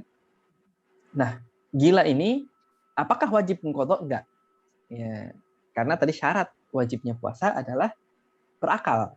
Jadi kalau dia nggak berakal, tidak wajib mengqadha. Ya, itu gila itu memang tidak berakal sama sekali. Beda sama kalau pingsan atau mabuk. Nah, pingsan atau mabuk ini ada dua. Kalau tidak disengaja, ya, kalau tidak disengaja, maka boleh jangan sampai menyeluruh 1 hari penuh. Ya, kalau menyeluruh 1 hari penuh, maka itu dapat membatalkan. Soalnya dari pagi sampai maghrib dia pingsan, ya kan? Atau mabuk, ya tanpa sengaja. Maka itu batal tetap puasanya untuk hari itu karena dia tidak mendapatkan puasa. Tapi kalau nggak disengaja, nah disengaja bagaimana? Dibius, ya bius itu kan pingsan ya sengaja ya. Nah dia dibius sebelum subuh, dia udah sahur sebelum subuh dibius karena mau dioperasi. Ternyata seharusnya dia bangun pas subuh, dan ternyata dia bangunnya melewati subuh, jam 7 baru dia sadar daripada biusan itu. Nah, hukumnya bagaimana? Dan di sini ulama mengatakan bahwa puasa hari itu tidak sah karena dia dengan sengaja membuat dirinya pingsan. Tapi ada ulama mengatakan nggak apa-apa, ya, membolehkan kalau tidak full 1 hari penuh. Mabuk pun sama begitu hukumnya, ya. Tapi kalau mabuk ini kan kalau dia sengaja ya udah jelas lah istilahnya. Gitu. Ya dapat membatalkan daripada puasanya. Soalnya dari habis sahur dia mabuk, ya. Mabuk sampai jam 11 siang, ya kan, baru sadar dari mabuknya dia. Ya udah batal ya puasanya, itu tidak sah. Tapi orang yang batal puasanya itu tetap wajib menahan makan dan minum seperti halnya orang puasa, kecuali kalau dia haid atau nifas, ya. Atau kalau misalnya tadi sakit, ya kan, terus dia tidak puasa, ya udah kan. Terus yang dapat membatalkan juga berhubungan badan suami dan istri di siang hari, ya, berhubungan badan yaitu al-wata, ya disebutnya. Berhubungan badan di sini baik dengan sengaja pastinya. Kalau nggak sengaja atau lupa ya nggak apa-apa, ya kan, dia lupa kalau hari itu puasa, ya kan, ternyata dia berhubungan badan antara suami istri, tidak masalah, tidak membatalkan daripada puasanya. Tapi kalau dia sengaja, maka itu hukumnya haram dan juga membatalkan puasa, bahkan mendapatkan kafarah ujma di situ. Ya, berhubungan badan antara laki-laki dan perempuan. Ya, suami istri aja nggak boleh, apalagi yang bukan suami istri. Naudzubillah tadi. Ya. Dan juga yang batal siapa? Suami dan istrinya, keduanya batal. Tapi yang diwajibkan kafaroh hanya suaminya, istrinya enggak. Ya, jadi yang wajib kafaroh hanya suami, istrinya tidak wajib kafaroh. Nah, kenapa kok istri nggak wajib kafaroh? Dikatakan karena istrinya sudah batal terlebih dahulu sebelum disebut berhubungan badan. Ya, karena berhubungan badan itu ya ada batasnya, ya ada batasnya. Nah, si istri ini sudah batal terlebih dahulu sebelum ya batas yang disebut dengan hubungan badan. Nah, kalau laki-lakinya itu batalnya karena di saat berhubungan badan itu disebut wata, ya disebut berhubungan, maka baru dikatakan batal daripada puasa. Dan selanjutnya adalah muntah dengan sengaja. Nah, muntah dengan sengaja ini jangan pakai muntah sengaja, ya kan. Muntah sengaja itu bisa dengan hal seperti mencium bau yang tidak sedap, ya, terus dimuntahin sama dia, atau nggak sengaja dia dia ada lalat masuk ke mulutnya, plok gitu ya, dia nggak tahu, akhirnya dia mau muntahin gitu kan, dipaksain untuk muntah, itu batal. Tapi lalat yang masuk tanpa sengaja batal nggak? Enggak. Ya, misalnya lagi diem, tidur mangap tidurnya, lalat masuk pluk gitu ke selat. Ya, ya, batal nggak itu puasa? Enggak batal puasanya. Ya, jadi nggak sengaja masa dia paksa lalat masuk gitu kan, nggak mungkin ya. Jadi lalat yang masuk ke dalam mulutnya itu tidak membatalkan puasanya. Ya, tapi kalau dia paksakan untuk memuntahkan lalat tersebut, nah di sini baru batal daripada puasanya. Ya, mengeluarkan mani dengan sengaja juga sama, mengeluarkan mani dengan sengaja bil mubasyarah, ya, dengan syarat al mubasyarah ini dengan adanya sentuhan, ya, baik dengan dirinya sendiri atau orang lain yang halal bagi dirinya juga, tetap hukumnya sama, membatalkan puasa. Jadi mengeluarkan mani dengan sengaja hukumnya dapat membatalkan puasa. Nah, tapi kalau mengeluarkan mani tanpa sengaja, nggak sengaja tentunya keluar maninya karena tidur misalnya, nggak batal. Atau karena berpikir, berkhayal tentunya keluar mani, ya batal nggak puasa? Nggak batal, tapi haram hukumnya tetap, ya hukum haram tetap. Tapi kalau dia berkhayal tentunya keluar mani, ya kan, maka itu membatalkan daripada puasanya. Kalau yang lainnya bagaimana? Misalnya mencium istrinya, ya kan, atau inzal keluar daripada mani. Nah, kalau biasanya keluar mani dengan mencium istrinya, maka ya batal. Tapi enggak, biasanya kalau mencium ya nggak ada apa-apa, cuma tahu-tahu ini beda dari biasanya, malah keluar maninya, maka hukumnya tetap batal daripada puasanya, begitu. Jadi harus ada perbedaan sedikit di situ ya.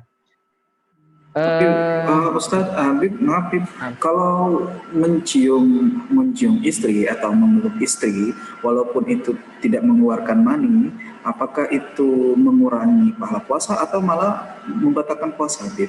Enggak, hukumnya makruh. Ya, mencium kening istrinya atau memeluk istrinya, bahkan membuatnya sedikit bersyahwat, itu hukumnya. Tapi kalau membuatnya akhirnya berhubungan badan jadi haram. Ya, kalau misalnya dia mencium istrinya pasti urusannya udah kemana-mana urusannya. Nah, ini udah haram. Tapi enggak, biasanya kalau mencium istri ya udah biasa aja. Walaupun timbul sedikit syahwat nggak ada masalah, tapi hukumnya makruh di sini. Karena khauf, ditakutkan, ya akhirnya kemana-mana. Ya, jadi lebih baik untuk tidak seperti itu. Ya, ini daripada hal-hal yang dapat membatalkan puasa, kurang lebihnya. Nanti kalau ada yang belum paham atau mau ditanyakan, boleh ditanyakan. Ya, boleh. Iya. Ini kalau gosip puasanya batal nggak? Ya. Jadi kalau gosip ya nggak batal, tapi pahalanya yang hilang. Nggak cuman gosip aja sih sebenarnya, berdusta, ngomong bohong. Kalau nggak salah beberapa itu disebutkan nanti coba dilihat slide-nya. Ya, yang dapat membatalkan pahala puasa itu ada 5 hal Nabi SAW katakan. Yang pertama adalah berbohong atau berdusta. Jadi kalau sengaja bohong, ya bohongin orang, walaupun suatu yang simple, ya misalnya bohongin karena nakut-nakutin anaknya, kan sering kadang-kadang begitu ya. Awas lo ada ondel-ondel, padahal nggak ada tukang ondel-ondel lewat misalnya.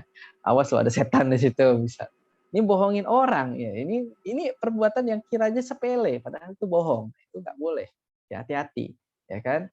Atau suatu bohong yang memang betul berdusta ya, memang jelas bohongnya itu juga pasti dapat membatalkan pahala daripada puasanya. Jadi terkadang yang membuat anak-anak kita ini suka bohong, yaitu orang tuanya kadang-kadang suka bohong sama anaknya. Ya, suka bohong sama anaknya. Walaupun hal-hal yang kecil, ya seperti misalnya ntar ada begini, ntar ada begitu, awas begini, awas begini. Padahal nggak ada, dia cuma bohong. Akhirnya anak terbiasa bahwa hal-hal yang bohong itu adalah hal-hal yang biasa, yang wajar. Nah, akhirnya anak-anak akan belajar dari orang tuanya untuk berkata dengan perkataan yang dusta, yang akhirnya melebar kemana-mana, dan itu adalah kesalahan dari orang tua. Jadi hati-hati ya. Yang kedua adalah menggunjing atau ngomongin orang lain, ya berghibah. Ya kan, berghibah ini hukumnya haram pastinya. Bahkan Allah Subhanahu Wa Taala mengatakan, "Tuhibbu an ta'kula ma'afihi mayyitan fakrihtumuh." Apakah kamu rela makan bangkainya seseorang yang kau bicarakan tersebut? Dikatakan suatu saat Nabi SAW pernah ya mendapatkan seorang wanita. 2 orang wanita meminta izin kepada Nabi SAW untuk membatalkan puasa di siang hari karena kelelahan. Dia sedang puasa sunnah, kebetulan puasa sunnah. dan meminta izin, ya Rasulullah, saya pengen batalin puasa hari ini. Kenapa? Karena hari ini saya lelah banget, tidak seperti biasa. Ya, agak lelah. Kata Nabi Shallallahu Alaihi Wasallam, jadi itu lewat perantara saat itu, maka dikatakan oleh si perantara ini, udah, dua wanita itu suruh sini sambil membawa wadah. Ya, maka datanglah kedua wanita tersebut di hadapan Nabi Shallallahu Alaihi Wasallam. Ditanya sama Nabi, kamu pengen batalin puasa? Iya, saya pengen batalin puasa. Ya, kata Nabi SAW, sepertinya hari ini kamu ini nggak puasa. Enggak ya Rasulullah, saya puasa hari ini. Coba, sekarang muntahkan. Ya, muntah. Kata Nabi SAW, suruh muntah. Kata orang ini, ya Rasulullah, saya puasa hari ini, nggak makan apa-apa. Kok bisa saya mau muntah, apa yang mau dikeluarin? Kata si perempuan ini. Coba paksain muntah. Dipaksain muntah, ternyata di saat dia paksakan keluar gumpalan daging busuk di hadapan. Kaget ya. Ya. Dimuntahin lagi satu lagi wanita lagi. Muntah keluar lagi daging bangkai busuk juga. Maka kaget kedua wanita ini, ya Rasulullah, saya hari ini puasa, saya nggak makan apa-apa. Nah terus ini apa? Kata Rasulullah SAW, ini adalah karena di saat siang hari kamu berdua menggunjing atau membicarakan berghibah seseorang. Di saat kamu berghibah dengan seseorang, maka seakan-akan kamu makan bangkai daripada orang tersebut. Maka inilah hasilnya. Ini hanya sebagai satu contoh yang dijelaskan oleh Nabi SAW, dan saat itu dibuat seakan-akan nyata. Walaupun ya kalau sekarang kalau ada orang berghibah, mungkin kalau muntah ya nggak keluar apa-apa. Cuman saat itu Nabi SAW mencontohkan bahayanya ghibah, dan juga ghibah juga dapat membatalkan daripada pahala puasa. Ya, jadi kalau orang ghibah ya jangan pakai coba muntahin ya, Allahu a'lam kalau keluar bangkai atau enggak. Yang keluar rendang ya Allahu a'lam, nanti lagi sebenarnya. Mengadu domba, ya mengadu domba, bikin fitnah, ya kan, dari tetangga ke tetangga, dari saudara ke saudara, ya baik lewat WhatsApp atau lewat sosial media atau secara langsung, itu harus perhatikan, jangan sampai kita mengadu domba. Ya, tetangga sebelah, tahu nggak kemarin tuh tetangga yang itu bilangin kalau kalian tuh begini. Masa anak kamu dibilang ini? Masa kan main di rumah saya, anak kamu tuh dibilang begini-begini. Jadi mengadu domba itu hal yang dilarang dan dapat membatalkan pahala daripada puasa. Dan juga sumpah palsu. Wah, ini yang suka sumpah. Iya sumpah demi Allah. Nah, padahal enggak. Ya udah bohong sumpah lagi.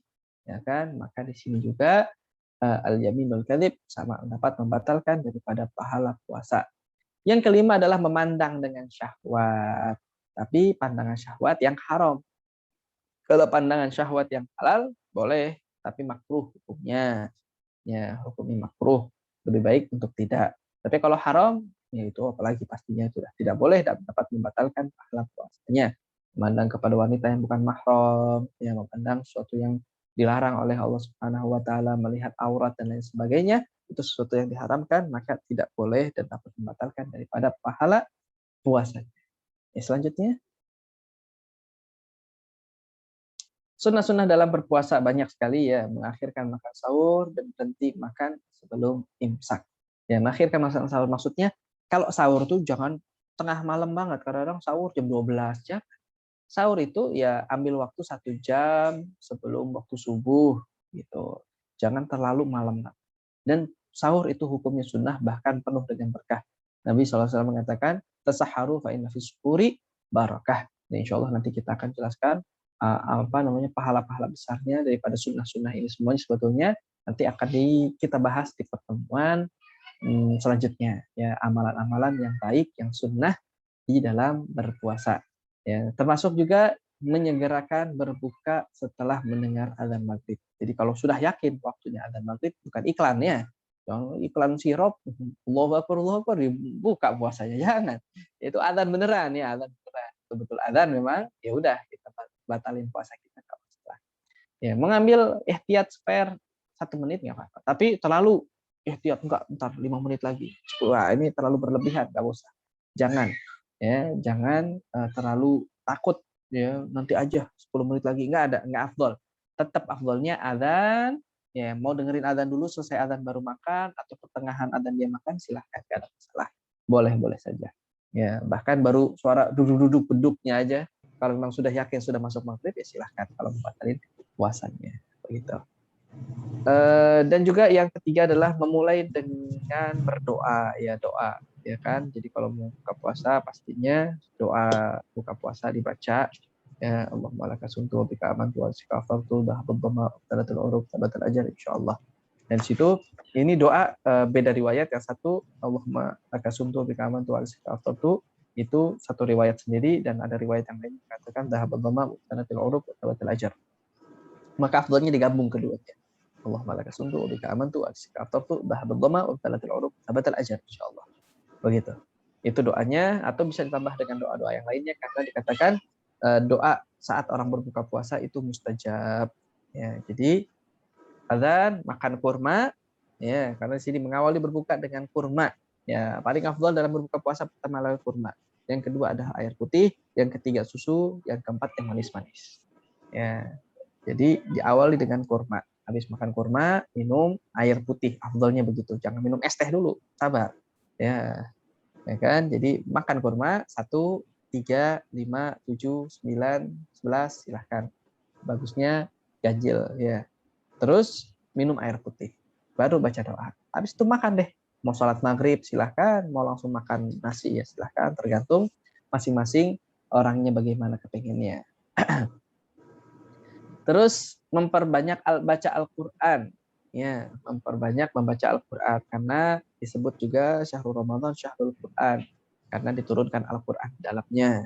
Inna anzalnahu fi lailatul qadar. Pertama kali turunkan Al-Quran berpapasan dengan malam Lailatul Qadar. Inna anzalnahu, sungguhnya aku telah menurunkan Al-Quran fi lailatul qadar, tidak di malam Lailatul Qadar. Dan juga banyak ayat yang lainnya menjelaskan tentang nuzulul Quran. Ya, jadi Al-Quran diturunkan oleh Allah Subhanahu wa taala secara keseluruhan pertama kali yaitu di tanggal 17 Ramadan. Dan secara keseluruhan baru disampaikan oleh Nabi SAW secara bertahap lewat perantara malaikat Jibril.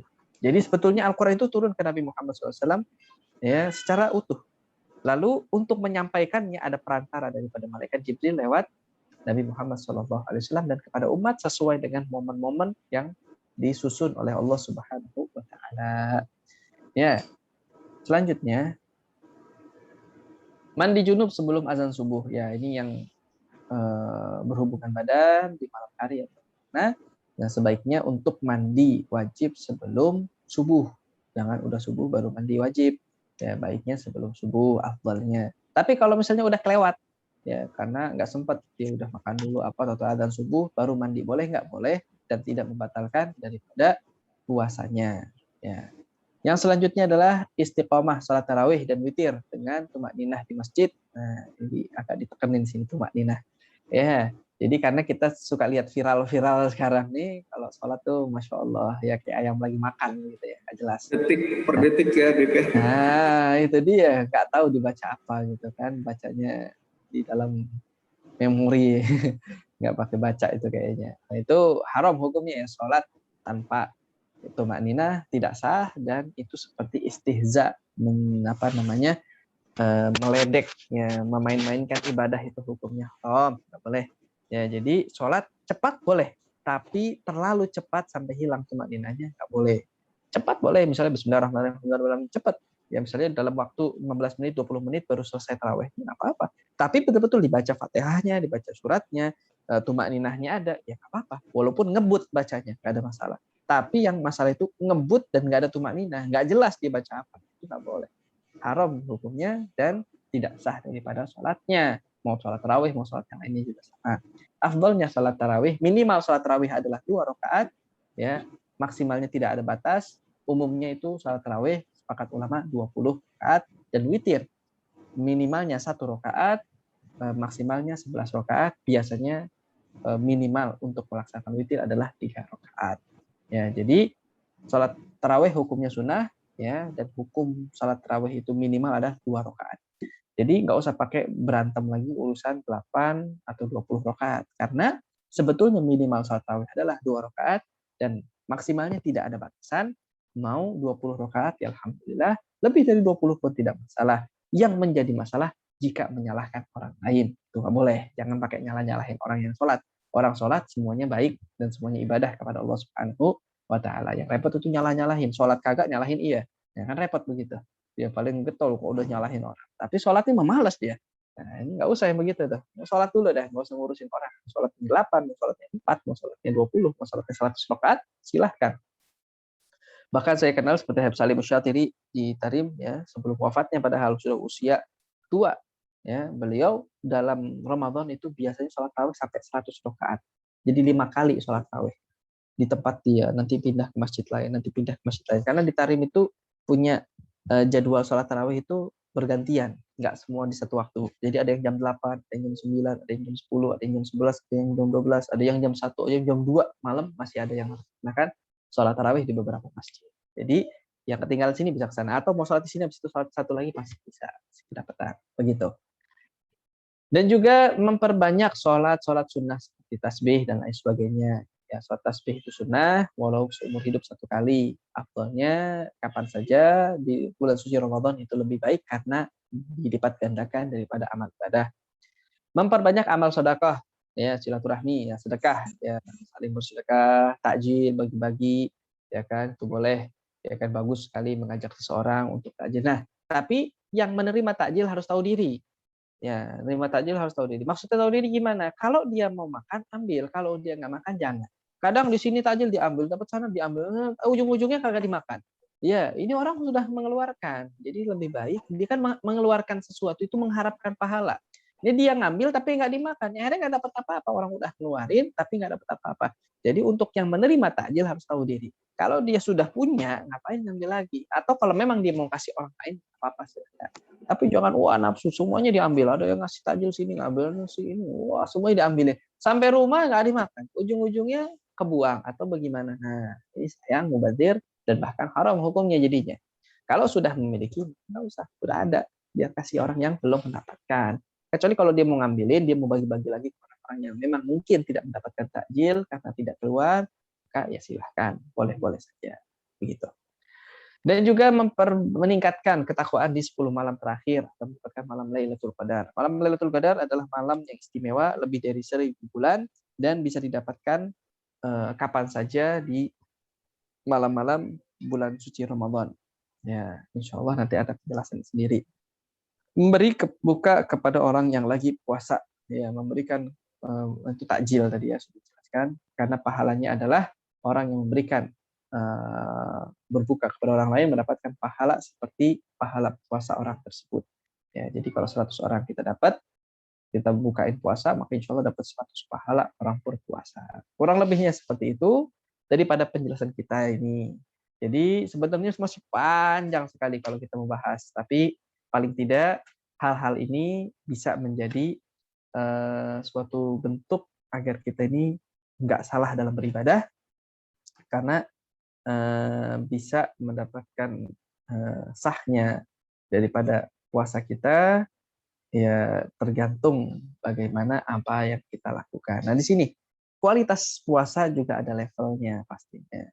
Ya levelnya itu dari mana kita pengen tahu, ya pemula, ahli atau pro. Ya kita ini masih di bagian mana nih puasa kita. Semuanya tergantung bagaimana keikhlasan kita dalam berpuasa, bagaimana niat tulus kita, dan juga bagaimana kita menjalankan ibadah-ibadah puasanya sesuai dengan apa yang diajarkan dan dijalankan oleh Nabi kita Muhammad Sallallahu Alaihi Wasallam. Untuk amalan-amalan sunnah, insya Allah besok kita akan bahas kembali, ya, karena nggak bakal sempat kalau kita bahas secara keseluruhan semuanya di sesi saat ini. Jadi sekarang saatnya sesi tanya jawab. Insya Allah pertanyaan-pertanyaan yang sudah masuk kita akan jawab terlebih dahulu. Sambil menjawab, boleh jika ada yang ingin bertanya mengenai apa yang telah kita bahas dan di luar tema selagi mana masih berkaitan dengan puasa. Wallahu a'lam bishawab. Baik, terima kasih Habib Hussein Alkaf atas inspirasi serta materinya pada siang hari ini. Masya Allah, banyak sekali hal-hal yang saya pribadi baru tahu, oh rupanya seperti ini, seperti itu. Dan kita sudah ada nih, Bib, ada 11 pertanyaan yang sudah ada di kolom chat. Mudah-mudahan semua bisa terjawab ya Bib ya, karena waktu kita yang terbatas saat ini. Dan mohon berkenan untuk teman-teman yang lainnya yang ingin bertanya, untuk saat ini bisa melalui kolom chat. Insya Allah kalau memang waktu kita mencukupi, kita akan menyampaikan kepada Habib dan insya Allah Habib akan menjawabnya. Kita langsung mulai ya Habib ya? Boleh. Baik, pertanyaan pertama dari Novia. Izin bertanya Habib, kalau tidak berpuasanya bisa 1 bulan penuh atau hutang puasanya sangat banyak karena sakit, apakah fidyah harus dibayar semua Habib? Dan pertanyaan satu lagi, kalau lupa dengan jumlah hutangnya, solusinya bagaimana ya Habib? Ya, Jazakallah khair. Masya Mana Habib? Allah. Kalau memang dia memiliki hutang dan wajib membayar fidyah, maka membayar fidyah memang harus semua. Tapi kalau tidak mampu, ya semampunya dulu. Dicicil nggak apa-apa. Ya dicicil. Ya minggu pertama dia bayar sekian, minggu kedua dia bayar sekian, nggak ada masalah. Nah kalau jumlahnya dia juga nggak tahu. Ya jumlahnya bingung. Ini sekarang sudah berapa banyak nih? Ya kan jumlah daripada puasa yang wajib dia qadha atau yang wajib dia bayar fidyahnya.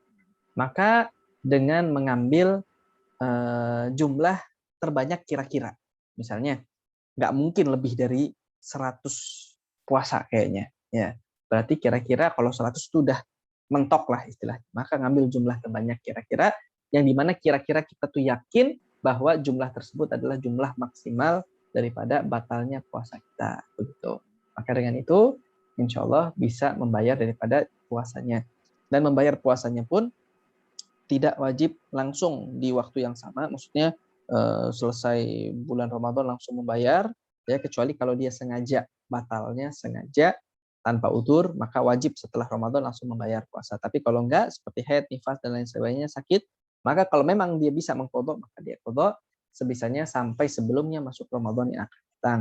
Tapi kalau memang dia tidak ada kemungkinan untuk membayar karena memang sakitnya yang parah yang tidak ada kemungkinan sehatnya, naudzubillah min dzalik. Biasanya ini terjadi untuk orang yang tua juga haram. Ya orang yang tua ini nggak bisa puasa karena kondisinya yang lemah fisiknya, maka itu dan nggak mungkin kan jadi muda lagi istilahnya, gitu, orang yang sudah tua gitu kan.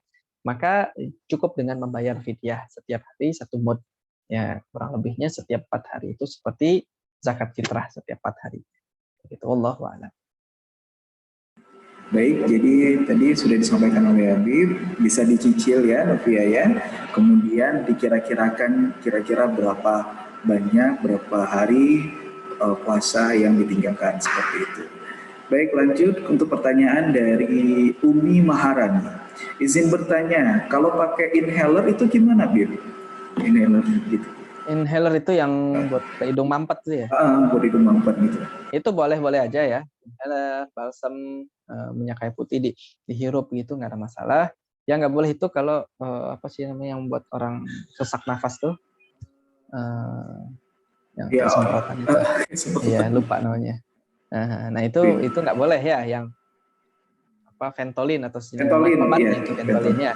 Ya itu yang disedot. Nah itu nggak boleh. Kenapa? Karena ada partikel-partikel yang masuk dalam tubuhnya, pastinya itu sejenis obat. Ya.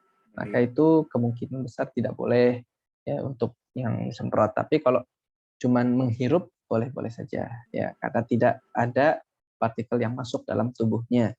Begitu, wallahu a'lam. Inhaler boleh ya, Bib ya. Oke. Selanjutnya ini masih terkait dengan vaksin tadi, Bib.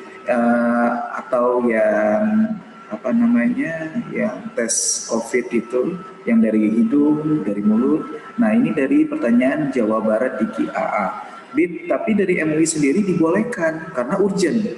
Kita gimana menyingkapinya? Bib. Urgent di sini ya kan, di saat memang masalah batalnya tetap batal. Masalah boleh atau enggaknya kalau urgent lain lagi. Tapi batalnya tetap batal, nggak bisa. Kalau dia katakan enggak batal, ya Allah a'lam, mungkin ada pendapat ulama yang memperbolehkan, tapi saya sendiri belum tahu ulama yang mana dan mazhab dari mana. Tapi kalau memang ada, ya mungkin bisa mengambil pendapat itu karena dalam kondisi darurat seperti yang dijelaskan di awal, boleh saja mengambil pendapat ulama lain yang agak sedikit ringan di saat kondisinya darurat.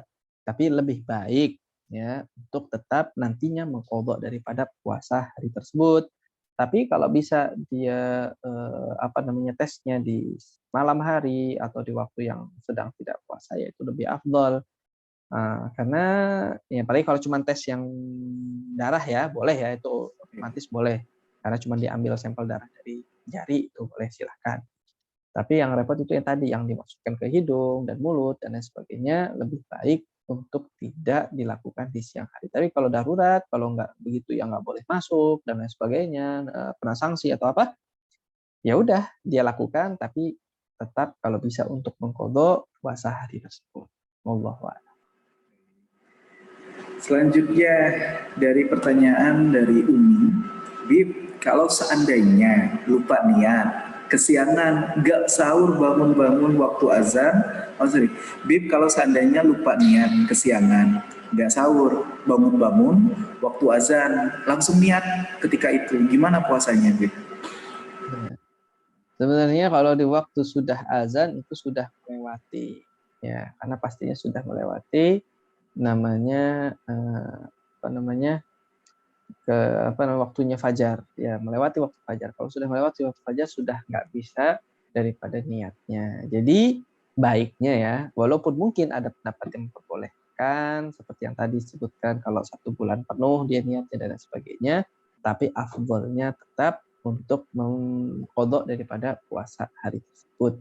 Karena masalahnya tadi seakan-akan nggak niat.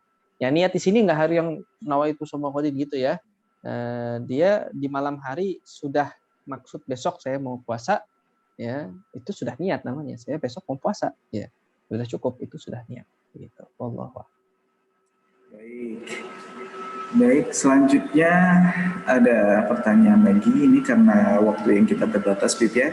Jadi kita pilih pertanyaannya beberapa teman-teman ya, karena ada beberapa pertanyaan yang menurut kita itu belum dijelaskan secara gamblang oleh Habib. Jadi kita mohon izin Bib ya, kita coba pilih pertanyaannya ya Bib ya. Oke.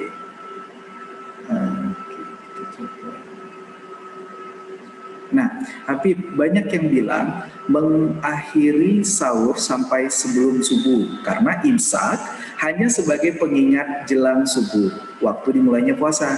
Yang benar yang mana, Bib? Akhir sebelum imsak atau subuh kita makannya gitu, Bib? Imsak itu sebetulnya hanya pengingat aja. Jadi sebetulnya itu Nabi SAW begini. Nabi SAW sahurnya di akhir malam dan berhenti sebelum waktunya subuh kurang lebih sekitar 50 ayat. Ada riwayat 100 ayat. Nah, biasanya sebelum subuh sekitar 10 menit, ya misalnya kalau kita ini 10 atau 15 menit, sekitar 100 atau 50 ayat, itu biasanya Nabi udah nggak makan lagi. Bukan berarti sudah wajib puasa, enggak. Cuman ya di saat itu baiknya untuk berhenti. Kenapa? Karena kita bisa membersihkan mulut kita bisa sikat gigi, kita bisa kumur-kumur dan lain sebagainya, biar mulut kita ini udah bersih dari makanan, kita masuk puasa udah nyaman, kita mau sholat juga udah siap. Ini mulut masih belepotan, adzan sudah dikumandangkan, mau sholat subuh masih repotan, belum bersihin mulutnya, belum enak. Baiknya ambil spare, gitu, ambil spare sedikit. Jadi takhir di sini bukan sampai waktunya subuh, tapi memang batasnya sahur sampai waktunya subuh. Di saat sudah fajar, maka di situ sudah tidak boleh sahur lagi.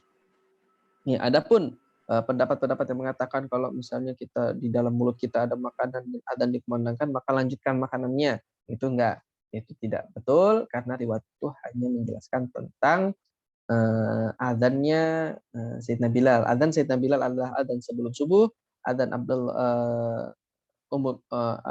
adzannya Ibn Ummi Maktum adalah adzannya subuh.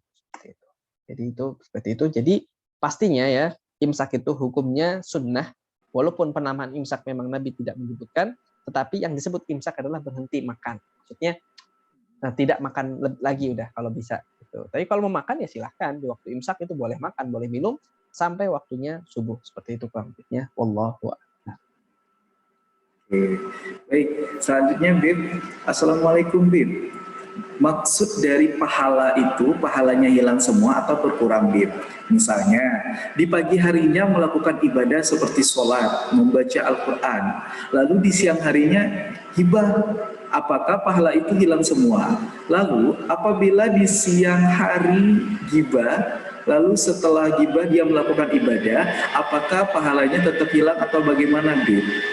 Jadi 50-50 gini Bib, ininya ibadah sama itunya. Gimana Bib? pahala yang memang hilang itu adalah pahala puasanya. Selain pahala puasanya tidak masalah seperti pahala sholat dan lain sebagainya. Tapi bukan berarti tidak masalah boleh untuk berbuat riba. Dan kalau misalnya tiba-tiba dia bertaubat, istighfar, dia taubat, ya apakah pahala itu akan dikembalikan? Ya mungkin dikembalikan. Kenapa enggak? Ya istilahnya ada kemungkinan Allah menghapuskan daripada dosa-dosa tersebut daripada taubatnya dia. Jadi antara diterima atau enggaknya pahala tersebut pastinya lebih baik untuk menghindari, dan kita nggak tahu apakah taubat kita itu diterima juga atau enggak di saat itu karena kita betul-betul sungguh-sungguh taubat juga. Allahu a'lam. Jadi ya untuk masalah pahalanya hapus semua atau enggak itu haknya Allah, dan kita tidak bisa memotong-motong lah istilahnya pahalanya orang cuma sekian atau dapatnya sekian gitu. Wallahu a'lam. Baik. Selanjutnya Bib, pertanyaan dari Ayu Lolika. Izin bertanya Bib, kalau sedang puasa kita gosok giginya di siang hari jam 11-an gitu. Hukumnya apa Bib? Iya. Nah, ini masalah gosok gigi. Gosok gigi berarti kan pakai odol. Tapi kalau misalnya dia gosok gigi pakai odol, itu sebetulnya tidak boleh dari setelah subuh. Ya, karena mulut itu tidak boleh merasakan makanan apa-apa atau sesuatu yang ada rasanya. Seperti mencicipi makanan pun itu kalau tidak darurat tidak boleh, hukumnya makruh. Jadi menggosok gigi hukumnya apa? Setelah subuh hukumnya makruh kalau pakai odol. Dan bisa masuk dalam kategori haram kalau digosok gigi itu ada kemungkinan besar odolnya itu sampai ketelan. Nah, ini juga menjadi haram nantinya. Tapi baiknya hukum asalnya adalah makruh. Tapi kalau gosok gigi nggak pakai odol itu boleh sampai waktunya zawal, sampai waktu siang hari, sampai duhur. Jadi dari subuh sampai duhur itu boleh gosok gigi tanpa odol, ya, atau pakai siwak. Ya, pakai siwak boleh nggak? Boleh. Tapi dengan syarat tadi dari subuh sampai duhur. Setelah zuhur sudah tidak boleh menggunakan siwak karena menghilangkan baunya mulut orang yang berpuasa. Nanti akan dijelaskan bahwa bau mulut yang orang puasa itu lebih afdol di sisi Allah daripada baunya misik. Itu Allah. Baik, berarti kalau siwak boleh ya Bib ya? Boleh. Kalau sikat gigi tanpa odol, Berarti sikat gigi, berarti cuma pakai sikat aja, nggak usah pakai cairan apa-apa Bib ya? Pakai Listerine Bib boleh Bib? sama aja nggak boleh. Sama aja nggak boleh. Ya mungkin ada oh ya udah gosok gigi nggak boleh, ya udah pakai Listerine aja gitu. Sama aja. Sama aja. Baik. Kemudian Bib, ini ada pertanyaan lagi dari Fulan. Saya punya penyakit sinusitis yang dimana setiap hari selalu ada lendir yang suka turun ke tenggorokan. Apakah lendir atau dahak tersebut jika ketelan bisa membatalkan puasa, Habib? Iya, pertanyaan yang bagus. Lendir ya, lendir itu memang sesuatu yang bisa membatalkan kalau melewati mulut dulu. Jadi kalau dari hidung, ya dari kepala itu, kan dari rongga hidung ya, dia ke bagian mulut itu dari batas apa namanya yang ada batas akhir lidah ya, ke mulut ini namanya mulut ya. Kalau dia ke mulut dulu maka wajib dikeluarkan. Tapi kalau dia nggak ke mulut langsung ya dari tenggorok langsung dari hidung tuh ke tenggorokan lewat begitu aja, maka tidak apa-apa karena dari batin ke batin.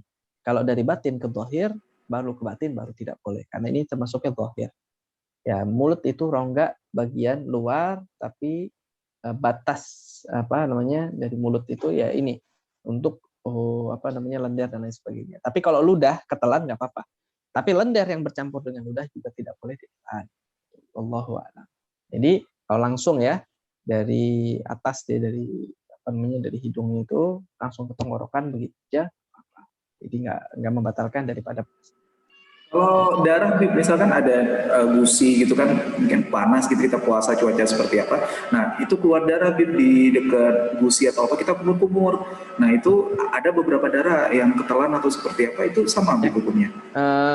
Hukumnya sebetulnya sama, cuman kalau yang sulit ya karena kadang-kadang kan nggak sekali ya namanya darah kan keluar banyak sedikit nih kita nggak bisa berhentiin dan lain sebagainya maka itu tidak masalah. Ya, yang penting dia sudah mencoba untuk mengeluarkan semampunya daripada darah yang ada di mulutnya dengan kumur-kumur dan lain sebagainya. Nanti darah itu kalau memang ada sisa yang tertelan yang kita nggak tahu kan kadang berasa kayak ada ada kayak yang ketelan gitu ya udah itu nggak masalah. Oke, baik. Kemudian Bib, ada pertanyaan lagi dari Wisnu Wulandari. Izin bertanya Pak Habib, kalau kodok nggak selesai dibayar sampai akhirnya ketemu bulan Ramadan lagi, apakah ada sanksi atau betul nggak katanya jadi dikali 2 jumlah hutang kodonya gitu Bib? Oh, kalau jumlah kodoknya sih nggak dikalikan 2, yang dikalikan 2 itu adalah jumlah fidyahnya. Jadi kalau misalnya dia sampai Ramadan nih, punya tahun kemarin puasanya itu masih ada kodok nih utangnya nih. Udah melewati dan sekarang sudah masuk Ramadan lagi. Setelah Ramadan yang selesai Ramadan bulan ini, maka dia membayar kodok yang sana tetap sisa jumlahnya ada 1 atau 2 dan ditambah fidyah. Ya kan, ditambah fidyah. Tapi ini sampai melewati sampai Ramadan tahun depan. Ya, sampai melewati Ramadan tahun depan belum dikodok juga punya puasa tahun kemarin. Maka fidyahnya dikali 2. Ya, jadi fidyah itu kalau sudah melewati 1 kali Ramadan. Kalau belum melewati 1 kali Ramadan nggak ada fidyah. Jadi punya tahun kemarin Ramadan itu dia ganti di bulan Sya'ban kemarin dan selesai, maka tidak perlu fidyah. Tapi kalau ada ketinggalan 1 atau 2 dan sudah masuk Ramadan sekarang, maka nanti setelah Ramadan dia melanjutkan qadanya serta membayar daripada fidyahnya. Seperti itu. Allah. Sebenarnya nanti insya Allah kita akan jelaskan ya cara menghitung fidyah di pertemuan minggu depan kayaknya. Baik. Kemudian masih ada waktu Bib? Boleh lanjutin. Boleh, ya? Oke, dari Dewi. Kalau tarawihnya di rumah hanya berdua di rumah jamaah, apa mendapatkan pahala yang sama seperti sholat tarawih di masjid? Iya, sholat berjamaah itu walau berdua tetap mendapatkan pahala jamaah. Tetap emang afdolnya makin banyak jamaahnya. Tapi perempuan kan nggak bisa berjamaah di masjid, lebih afdol berjamaah di rumah. Ya, maka untuk wanita yang ingin berjamaah di rumah, maka suaminya lebih memilih sholat di rumah agar si perempuan istrinya ini bisa berjamaah. Kayak silahkan, maka itu juga lebih afdol karena mengajak istrinya biar nggak sholat sendiri, biar sholatnya berjamaah di rumah. Ya, jadi boleh dan pahalanya tetap ya seperti 27 derajat dibandingkan sholat tanpa berjamaah. Gitu. Wallahu a'lam. Baik, Bib, kita masih cek. Oh ya, masih ada. Nah, ini Bib, ini pertanyaan sembari menunggu pertanyaan yang lain. Ini pertanyaan dari saya pribadi, Bib. Kalau seandainya istri gitu, Bib, itu lagi menyusui, situasinya lagi menyusui, kemudian tidak berpuasa karena khawatir si bayi itu tidak mendapatkan asupan gizi dari ASINya. Nah, itu seperti apa Bib hukumnya? Lalu membayarnya itu seperti apa gitu Bib? Jadi untuk orang yang sedang hamil, ya. Nah, orang yang sedang hamil ini ada beberapa perkara dia nggak berpuasa. Pertama, kalau dia tidak puasa karena takut si janin ini tidak mendapatkan asupan. Ya, dianya sih mampu, bisa puasa, tapi si janin ini bermasalah kalau dia puasa, kata si dokter. Maka jika dia membatalkan puasa saat itu, hukumnya boleh. Tapi bagaimana cara menggantinya? Maka dia harus mengganti qadha plus fidyah. Kok ada fidyah? Iya, karena dia membatalkan bukan untuk pribadinya, melainkan untuk pribadi orang lain, yaitu janin. Seperti halnya jika dia membatalkan puasanya karena orang yang harus dia tolong, tapi dia wajib batal puasanya. Harus batal puasanya, kalau nggak bisa ketolong nih orang. Ya itu nggak ada masalah juga. Tetap wajib fidyah, jadi qadha plus fidyah. Nah, kalau misalnya orang yang hamil ini dia nggak mampu puasa. Kenapa? Karena dia hamil, capek, dia muntah-muntah, dia nggak bisa puasa, lelah, dan juga ada kemungkinan si janin makan bermasalah. Maka dia batalkan puasanya. Apa yang wajib dia lakukan? Nanti dia wajib mengqadha saja tanpa membayar fidyah. Sama halnya untuk yang sedang menyusui. Ya, menyusui bayi juga sama. Kalau dia misalnya mampu puasa, tapi kalau dia puasa, si bayi nggak keluar, nggak bisa nyusu karena susunya nggak keluar karena dia puasa. Ya, dan bayi ini jadi muntah-muntah dan lain sebagainya. Dianya sih mampu aja untuk puasa, tapi si bayi ini nggak bisa. Ya, dan tidak bisa menggunakan susu formula dan sebagainya. Maka dia batalkan. Nah, sekarang dia membatalkan karena si anak, bukan karena dirinya, maka hukumnya wajib qadha plus fidyah gitu. Kecuali kalau memang si perempuan ini pun lemas banget karena nyusuin, wah jadi capek, lemas, nggak mampu, kayaknya ini bakal pingsan nih kalau begini. Ya, repot urusannya. Maka bagaimana? Jadi boleh-boleh saja. Ya, boleh-boleh saja untuk membatalkan dari puasanya plus dia tidak harus membayar fidyah, hanya cukup qadha begitu aja. Allah. Baik. Alhamdulillah Habib, kita sudah di ujung acara untuk kita siang hari ini karena sebentar lagi sudah memasuki waktu zuhur dan sekitarnya, karena untuk para peserta ini seluruh Indonesia Habib insya Allah yang hadir, jadi memang kita untuk mempersiapkan di waktu zuhur. Untuk terakhir Habib, closing statement, apa nih pesan dan motivasi yang bisa disampaikan kepada kami dalam menjalankan ibadah puasa di bulan Ramadan ini? Silakan Habib. Ya, pesan atau motivasi untuk menjalankan ibadah, pertama, perbanyak ibadah di bulan suci Ramadan dengan sebaik-baiknya amalan, jauhkan hal-hal yang dapat membatalkan secara zahir dan batin, dan banyak-banyaklah untuk menuntut ilmu mengenai amal-amal ibadah kita, baik itu puasa ataupun amal-amal ibadah lainnya. Karena sangat penting sekali mengetahui ilmu dan apa-apa yang berkaitan dengan ibadah agar ibadah kita itu lebih sempurna dan diterima oleh Allah Subhanahu wa taala. Jangan malu untuk bertanya atas apa yang kita lakukan, dan jangan mengambil kesimpulan atas jawaban tanpa bertanya terlebih dahulu, karena itu terkadang hanya hawa nafsu dan juga hanya pemahaman sesaat yang kiranya penting sekali jika kita bertanya dengan orang-orang yang lebih memahami ilmu-ilmu tersebut. Insya Allah ibadah kita diterima oleh Allah dengan sebaik-baiknya amal ibadah, dan insya Allah Allah Subhanahu wa taala juga menghapuskan segala dosa-dosa kita, baik yang disengaja ataupun tidak disengaja. Insya Allah Allah mudahkan juga bagi diri kita untuk menjauhkan diri kita daripada perbuatan-perbuatan yang dilarang oleh Allah Subhanahu wa taala. Amin amin ya rabbal alamin.